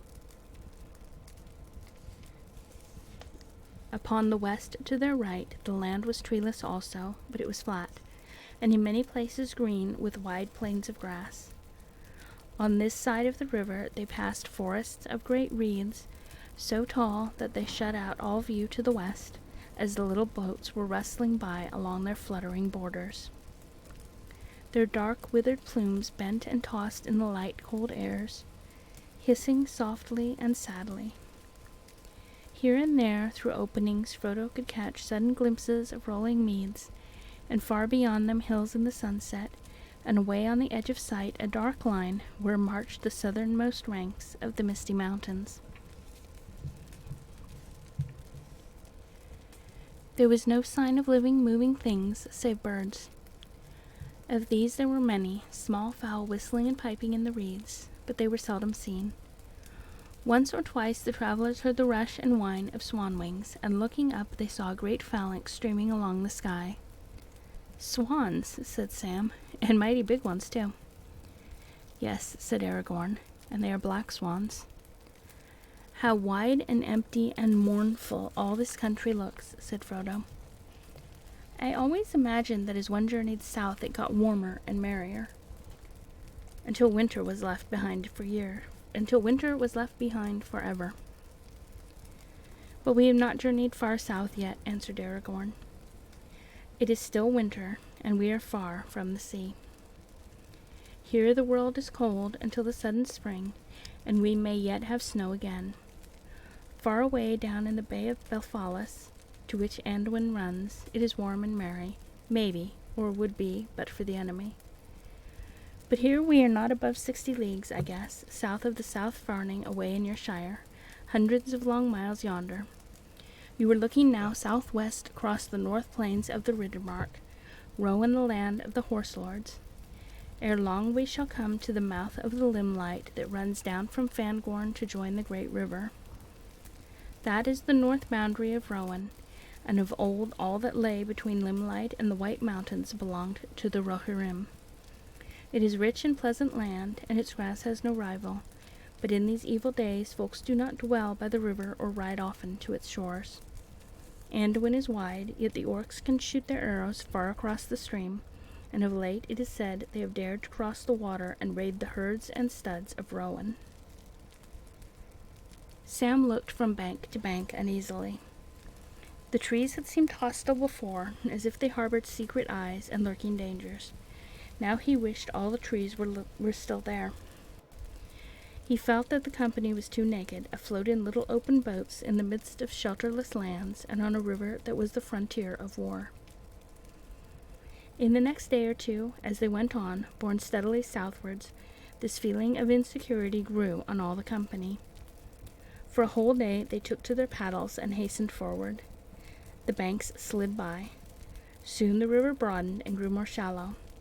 Long stony beaches lay upon the east, and there were gravel shoals in the water, so that careful steering was needed. The brown lands rose into bleak wolds, over which flowed a chill air from the east.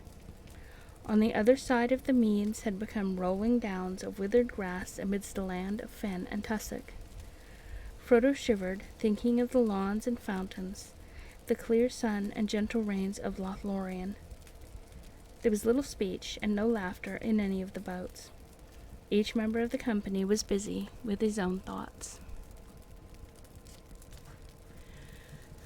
The heart of Legolas was running under the stars of a summer night in some northern glade amid the beechwoods. Gimli was fingering gold in his mind and wondering if it were fit to be wrought into the housing of the lady's gift. Merry and Pippin in the middle boats were ill at ease, for Boromir sat muttering to himself, sometimes biting his nails, as if some restlessness or doubt consumed him, sometimes seizing a paddle and driving the boat close behind Aragorn's. Then Pippin, who sat in the bow looking back, caught a queer gleam in his eye as he peered forward, gazing at Frodo.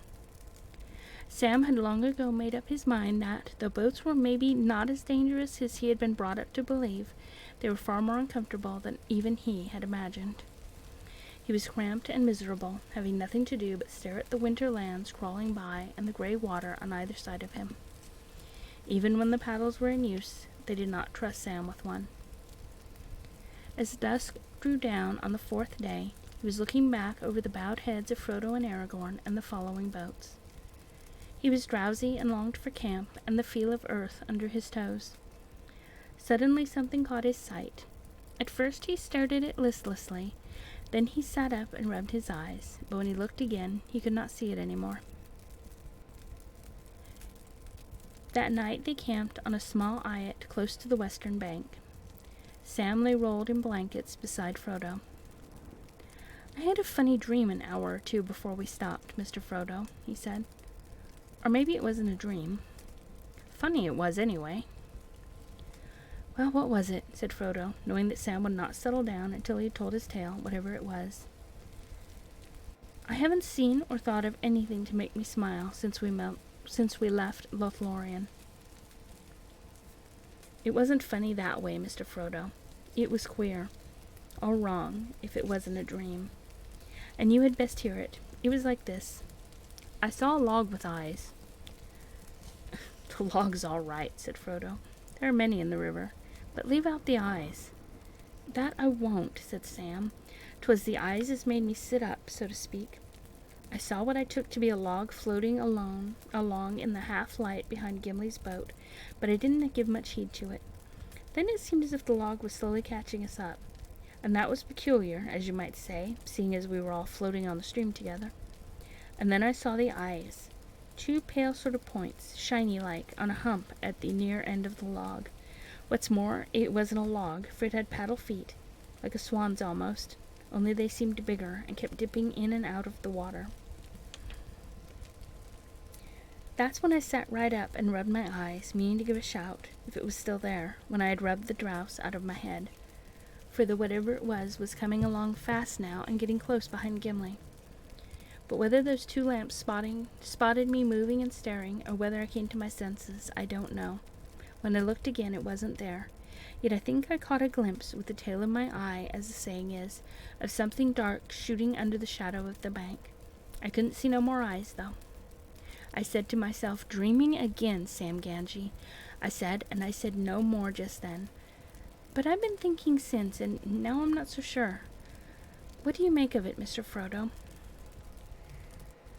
I should make nothing of it but a log in the dusk and sleep in your eyes, Sam, said Frodo, if this was the first time that those eyes had been seen. But it wasn't. I saw them away back north before we reached Lorien, and I saw a strange creature with eyes climbing to the Flet that night. Halder saw it too.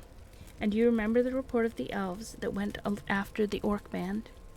Ah, said Sam, I do, and I remember more too.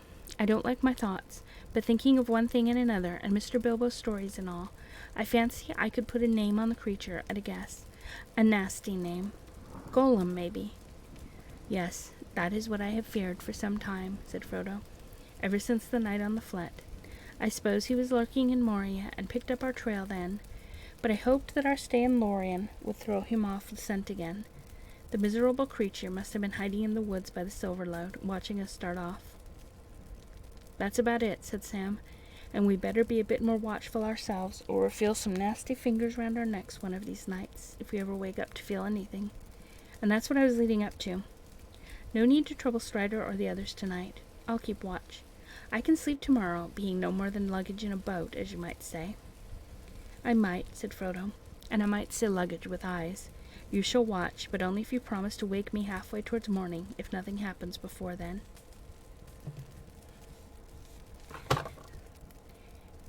In the dead hours, Frodo came out of a deep, dark sleep to find Sam shaking him.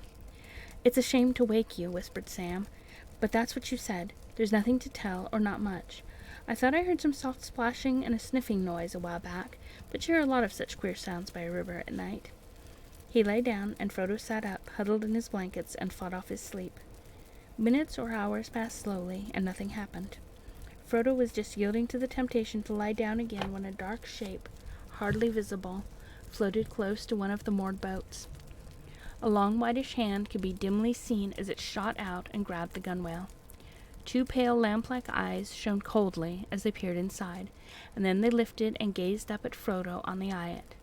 They were not more than a yard or two away, and Frodo heard the soft hiss of intaken breath. He stood up, drawing Sting from its sheath, and faced the eyes. Immediately their light was shut off. There was another hiss and a splash, and the dark log shape shot away downstream into the night. Aragorn stirred in his sleep, turned over, and sat up. "What is it?" he whispered, springing up and coming to Frodo. "I felt something in my sleep. Why have you drawn your sword?" "Gollum," answered Frodo. "Or at least, so I guess." "Ah," said Aragorn. "So you know about our little footpad, do you? He paddled after us all through Moria and right down to Nimrodal. Since we took to boats, he has been lying on a log and paddling with hands and feet. I have tried to catch him once or twice at night, but he is slyer than a fox and as slippery as a fish. I hoped the river voyage would beat him, but he is too clever a waterman. We shall have to try going faster tomorrow. You lie down now, and I will keep watch for what is left of the night. I wish I could lay my hands on the wrench. We might make him useful. But if I cannot, we shall have to try and loose him. He is very dangerous. Quite apart from murder by night of his own account, he may put any enemy that is about on our track." The night passed without Gollum showing so much as a shadow again. After that, the company kept a sharp lookout, but they saw no more of Gollum while the voyage lasted. If he was still following, he was very wary and cunning. At Aragorn's bidding, they paddled now for long spells, and the banks went swiftly by. But they saw little of the country, for they journeyed mostly by night and twilight, resting by day and lying as hidden as the land allowed. In this way the time passed without event until the 7th day. The weather was still grey and overcast, with wind from the east, but an evening drew into night, the sky away westward cleared, and pools of faint light, yellow and pale green, opened under the grey shores of clouds. There the white rind of the new moon could be seen glimmering in the remote lakes. Sam looked at it and puckered his brows. The next day the country on either side began to change rapidly. The banks began to rise and grow stony. Soon they were passing through a hilly, rocky land, and on both shores there were steep slopes buried in deep brakes of thorn and sloe, tangled with brambles and creepers. Behind them stood low crumbling cliffs and chimneys of gray-weathered stone, dark with ivy, and beyond these again were rose-high ridges crowned with wind-writhen firs. They were drawing near to the grey hill country of the Emmenmuil, the southern march of Wilderland. There were many birds about the cliffs and the rock chimneys, and all day high in the air flocks of birds had been circling, black against the pale day sky.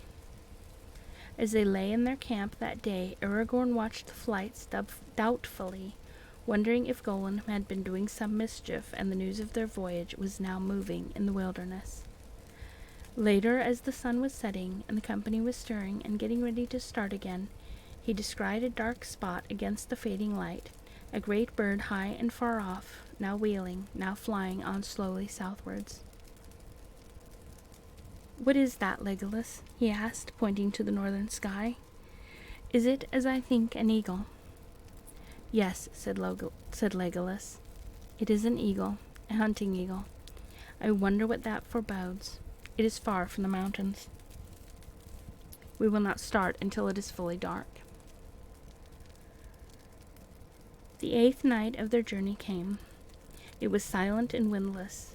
The grey east wind had passed away. The thin crescent of the moon had fallen early into the pale sunset, but the sky was clear above, and though far away in the south there were great ranges of cloud that still shone faintly, in the west stars glinted bright. "Come," said Aragorn, "we will venture one more journey by night. We are coming to reaches of the river that I do not know well, for I have never journeyed by water in these parts before, not between here and the rapid of Sarngabir. But if I am right in my reckoning, those are still many miles ahead. Still, there are dangerous places even before we come there, rocks and stony eyots in the stream. We must keep a sharp watch, and not try to paddle swiftly." To Sam in the leading boat was given the task of watchman. He lay forward, peering into the gloom. The night grew dark, but the stars above were strangely bright, and there was a glimmer on the face of the river. It was close on midnight, and they had been drifting for some while, hardly using the paddles, when suddenly Sam cried out. Only a few yards ahead, dark shapes loomed up in the stream, and he heard the swirl of racing water. There was a swift current which sprung left towards the eastern shore, where the channel was clear. As they were swept aside, the travelers could see, now very close, the pale form of the river lashing against sharp rocks that were thrust out far into the stream like a ridge of teeth. The boats were all huddled together. "Hoy there, Aragorn," shouted Boromir as his boat bumped into the leader. "This is madness. We cannot dare the rapids by night, but no boat can live in Sarngabir, be it night or day." "Back, back," cried Aragorn. Turn if you can." He dove his paddle into the water, trying to hold the boat and bring it round. "I'm out of my reckoning," he said to Frodo. "I did not know that we had come so far. Anduin flows faster than I thought. Sarngabir must be close at hand already."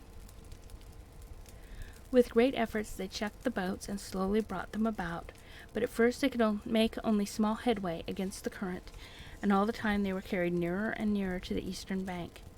Now dark and ominous it loomed up in the night. "All together, paddle," cried Boromir. "Paddle, or we shall be driven up on the shoals." Even as he spoke, Frodo felt the keel beneath him grate upon stone. At that moment there was a twang of bowstrings. Several arrows whistled over them, and some fell among them. One smote Frodo between the shoulders, and he lurched forward with a cry, letting go his paddle, but the arrow fell back, foiled by his hidden coat of mail. Another passed through Aragorn's hood, and a third stood fast in the gunwale of the second boat, close by Merry's hand. Sam thought he could glimpse black figures running to and fro upon the long shingled banks that lay under the eastern shore. They seemed very near. "Yeesh," cried Legolas, falling into his own tongue. "Orcs," cried Gimli. "Gollum's doing, I'll be bound," said Sam to Frodo, "and a nice place to choose, too. The river seems set on taking us right into their arms." They all leaned forward, straining at the paddles. Even Sam took a hand. Every moment they expected to feel the bite of black-feathered arrows. Many whined overhead or struck the water nearby, but there were no more hits. It was dark, but not too dark for the night eyes of orcs, and in the star glimmer they must have offered their cunning foes some mark, unless it was that the grey cloaks of Lorien and the grey timber of the Elthrock boats defeated the malice of the archers of Mordor. Stroke by stroke they labored on. In the darkness it was hard to be sure that they were indeed moving at all, but slowly the swirl of the water grew less, and the shadow of the eastern bank faded back into the night. At last, as far as they could judge, they had reached the middle of the stream again, and had driven their boats back some distance above the jutting rocks. Then, half turning, they thrust with all their strength toward the western shore. Under the shadow of bushes leaning out over the water they halted and drew breath. Legolas laid down his paddle and took up the bow that he had brought from Lorien. Then he sprang ashore and climbed a few paces up the bank. Stringing the bow and fitting an arrow, he turned, peering back over the river into the darkness. Across the water there were shrill cries, but nothing could be seen. Frodo looked up at the elf standing tall above him as he gazed into the night, seeking a mark to shoot at. His head was dark, crowned with sharp white stars that glittered in the black pools of the sky behind. But now, rising and sailing out from the south, the great clouds advanced, sending out dark outriders into the starry fields. A sudden dread fell on the company. Elbereth Gilthoniel, sighed Legolas as he looked up. Even as he did so, a dark shape, like a cloud, and yet not a cloud, for it moved far more swiftly, came out of the blackness in the south and sped towards the company, blotting out all light as it approached. Soon it appeared as a great winged creature, blacker than the pits in the night.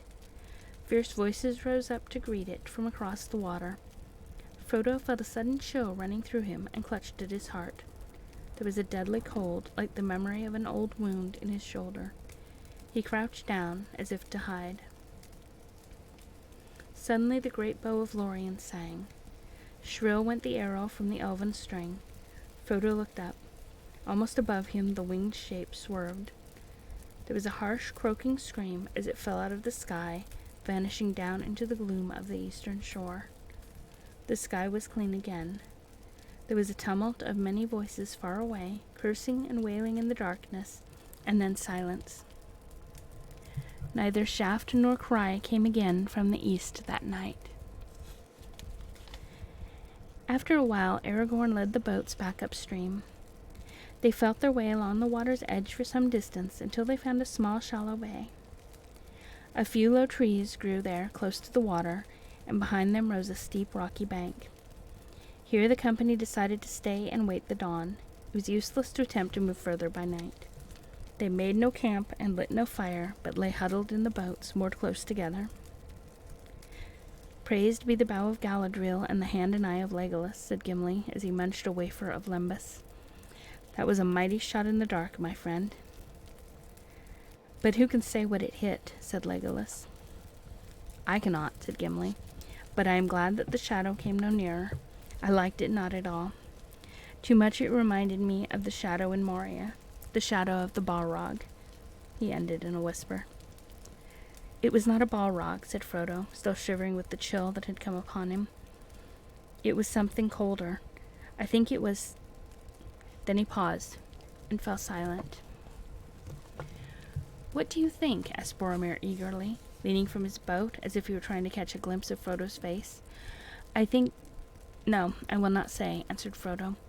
"Whatever it was, its fall has dismayed our enemies." "So it seems," said Aragorn. "Yet where they are, and how many, and what they will do next, we do not know. This night we must all be sleepless.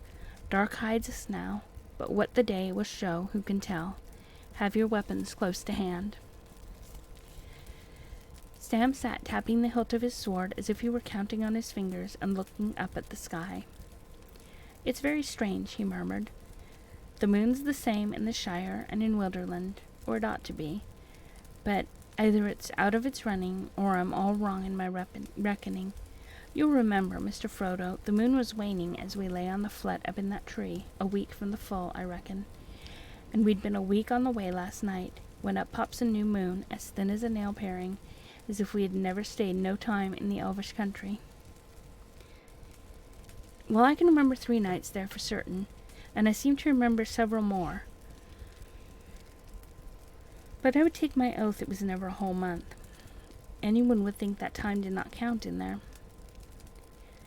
And perhaps that was the way of it, said Frodo. In that land, maybe we were in a time that has elsewhere long gone by. It was not, I think, until Silverlode bore us back to Anduin that we returned to the time that flows through mortal lands to the great sea. And I don't remember any moon, either new or old, in Caras Galadhon, only stars by night and sun by day. Legolas stirred in his boat. Nay, time does not tarry ever, he said, but change and growth is not in all things and places alike.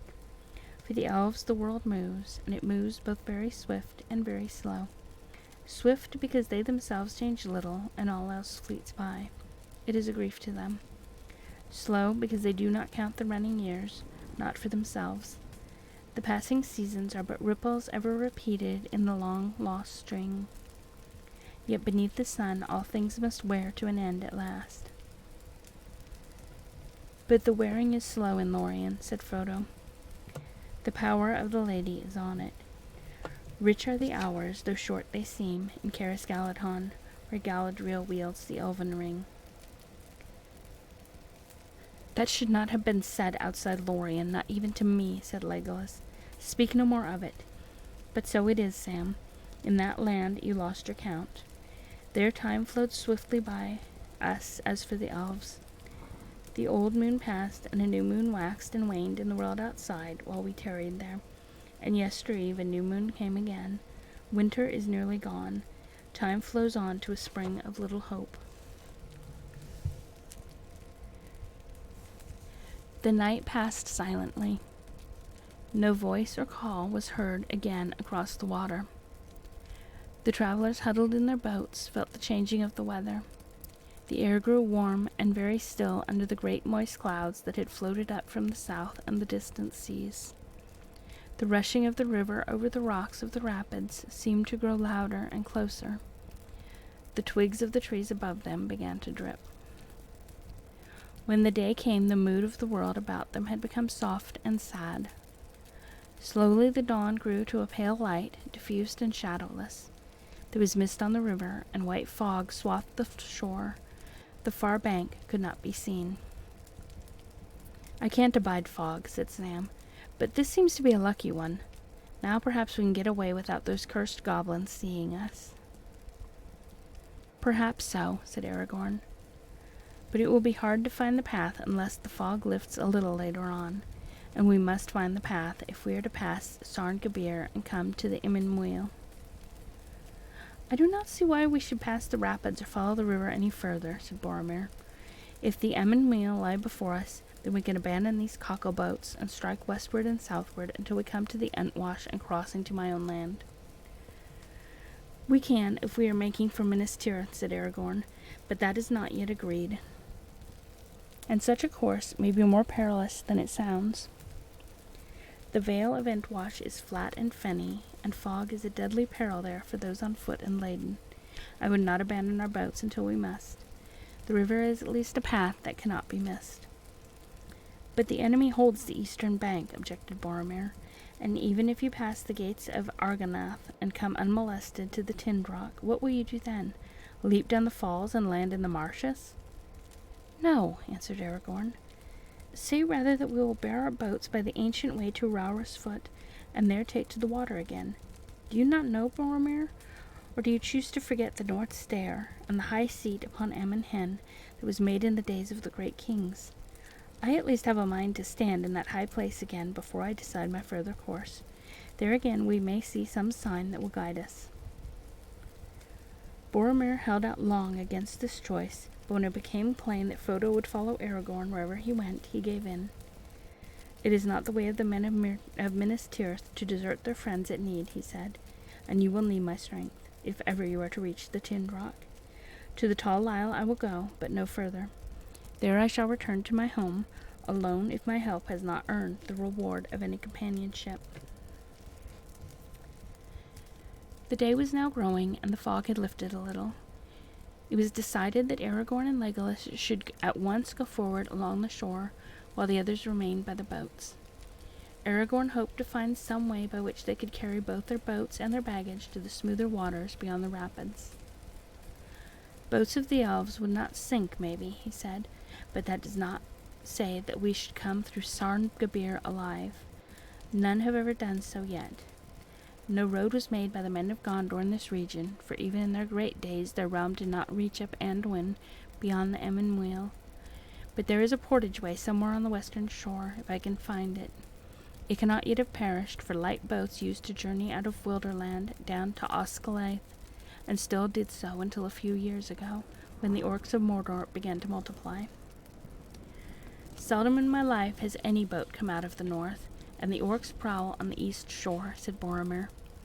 If you go forward, peril will grow with every mile, even if you find a path. Peril lies ahead on every southward road, answered Aragorn. Wait for us one day. If we do not return in that time, you will know that evil has indeed befallen us. Then you must take a new leader and follow him as best you can. It was with a heavy heart that Frodo saw Aragorn and Legolas climb the steep bank and vanish into the mists, but his fears proved groundless. Only 2 or 3 hours had passed, and it was barely midday when the shadowy shapes of the explorers appeared again. All is well, said Aragorn, as he clambered down the bank. There is a track, and it leads to a good landing that is still serviceable. The distance is not great. The head of the rapids is but half a mile below us, and they are little more than a mile long.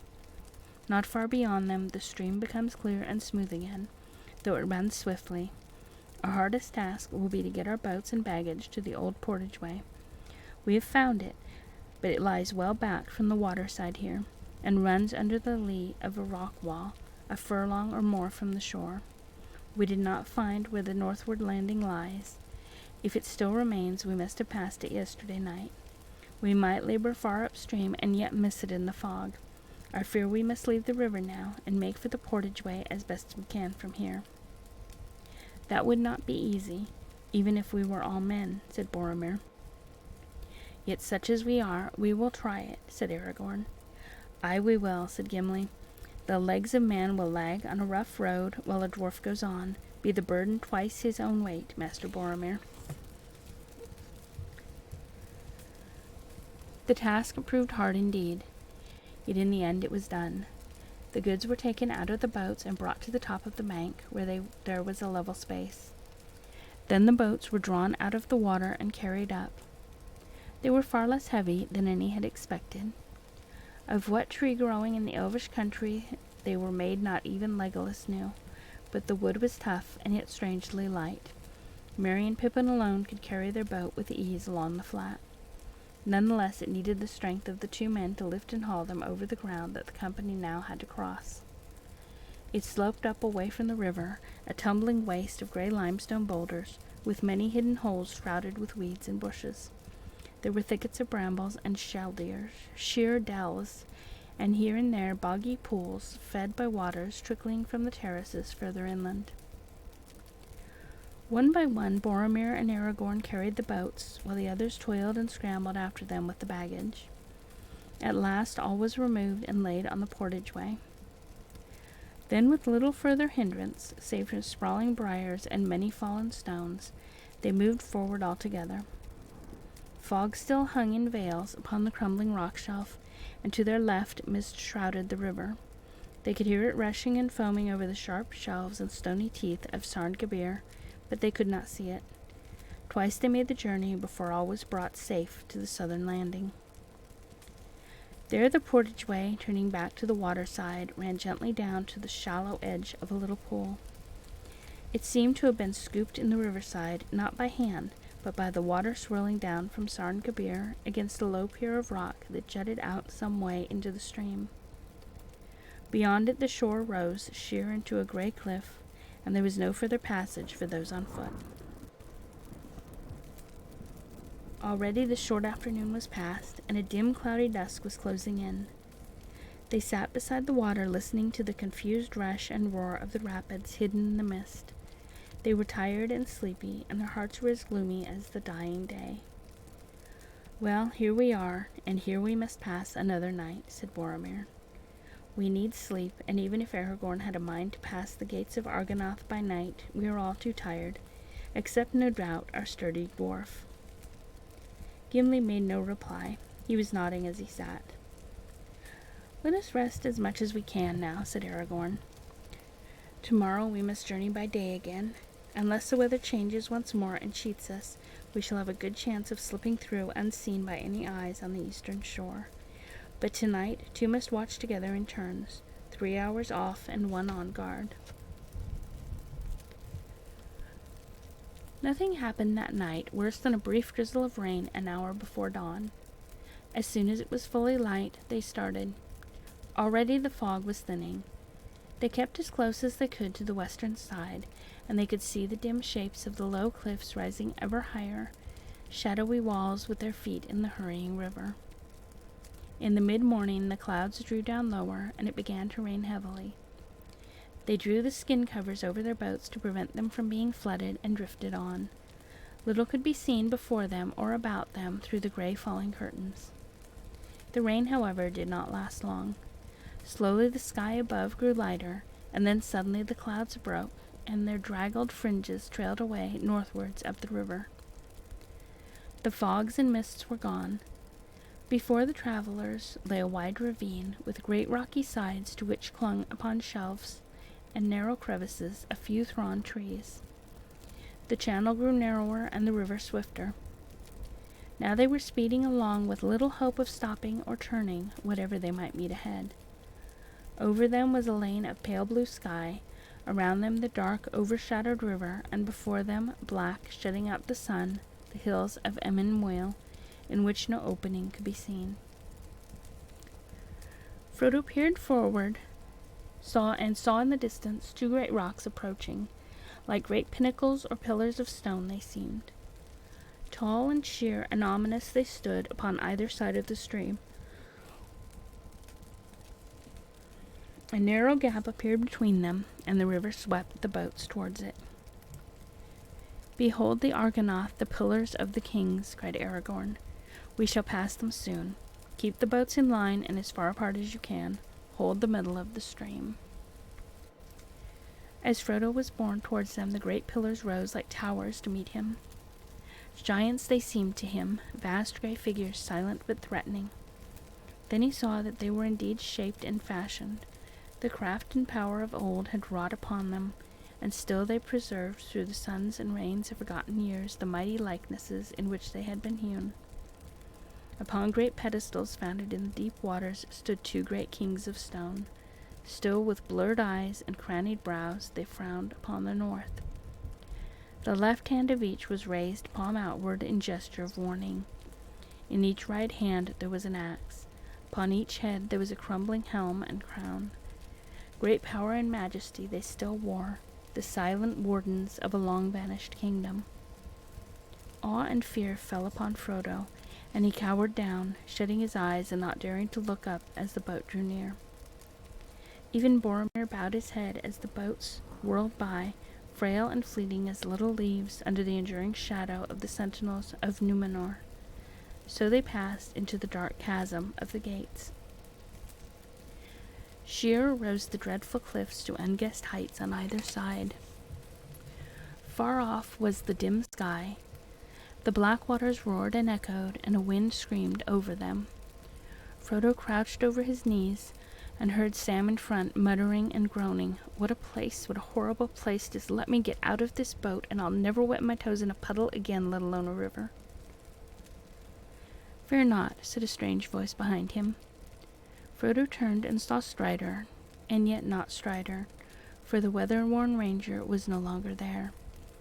In the stern sat Aragorn, son of Arathorn, proud and erect, guiding the boat with skillful strokes. His hood was cast back, and his dark hair was blowing in the wind.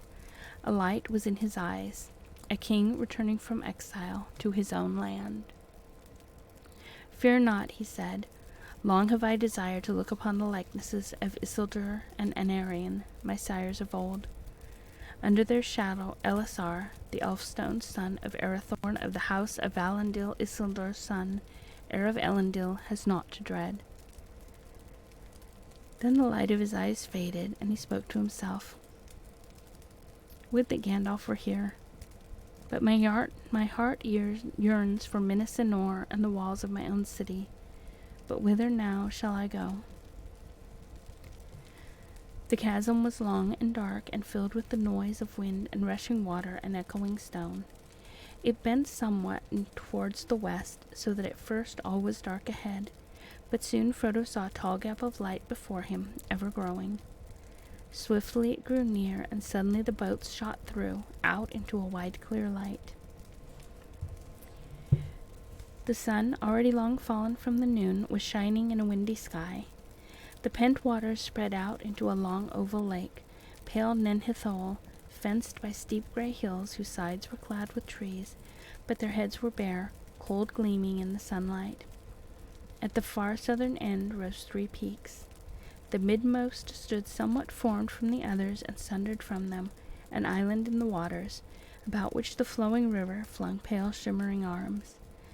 Distant but deep there came up on the wind a roaring sound like the roll of thunder heard far away. "Behold Tol Brandir," said Aragorn, pointing south to the tall peak.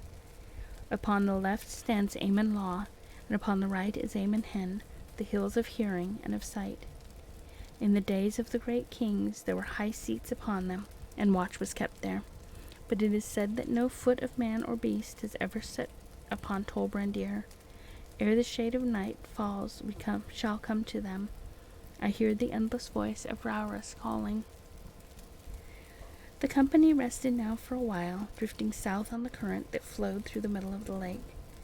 They ate some food, and then they took to their paddles and hastened on their way. The sides of the westward hills fell into shadow, and the sun grew round and red. Here and there a misty star peered out. The 3 peaks loomed before them, darkling in the twilight. Rauras was roaring with a great voice. Already night was laid on the flowing waters when the travelers came at last under the shadow of the hills. The 10th day of their journey was over.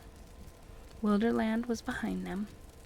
They could go no further without choice between the east way and the west. The last stage of the quest was before them. That is the end of this chapter. And I think I am going to go ahead and end the stream because I'm a sleepy girl. So I want to thank everyone who came out. I hope that you enjoyed the reading. I got through more of the book than I thought I would. And we will be back here tomorrow night to read some more. The video of this will be on YouTube tomorrow after 24 hours, so it'll be Sunday morning. You are welcome. I hope you all have a good night, and I hope that I see you all here again tomorrow. Enjoy the rest of your day or night, and thanks for hanging out.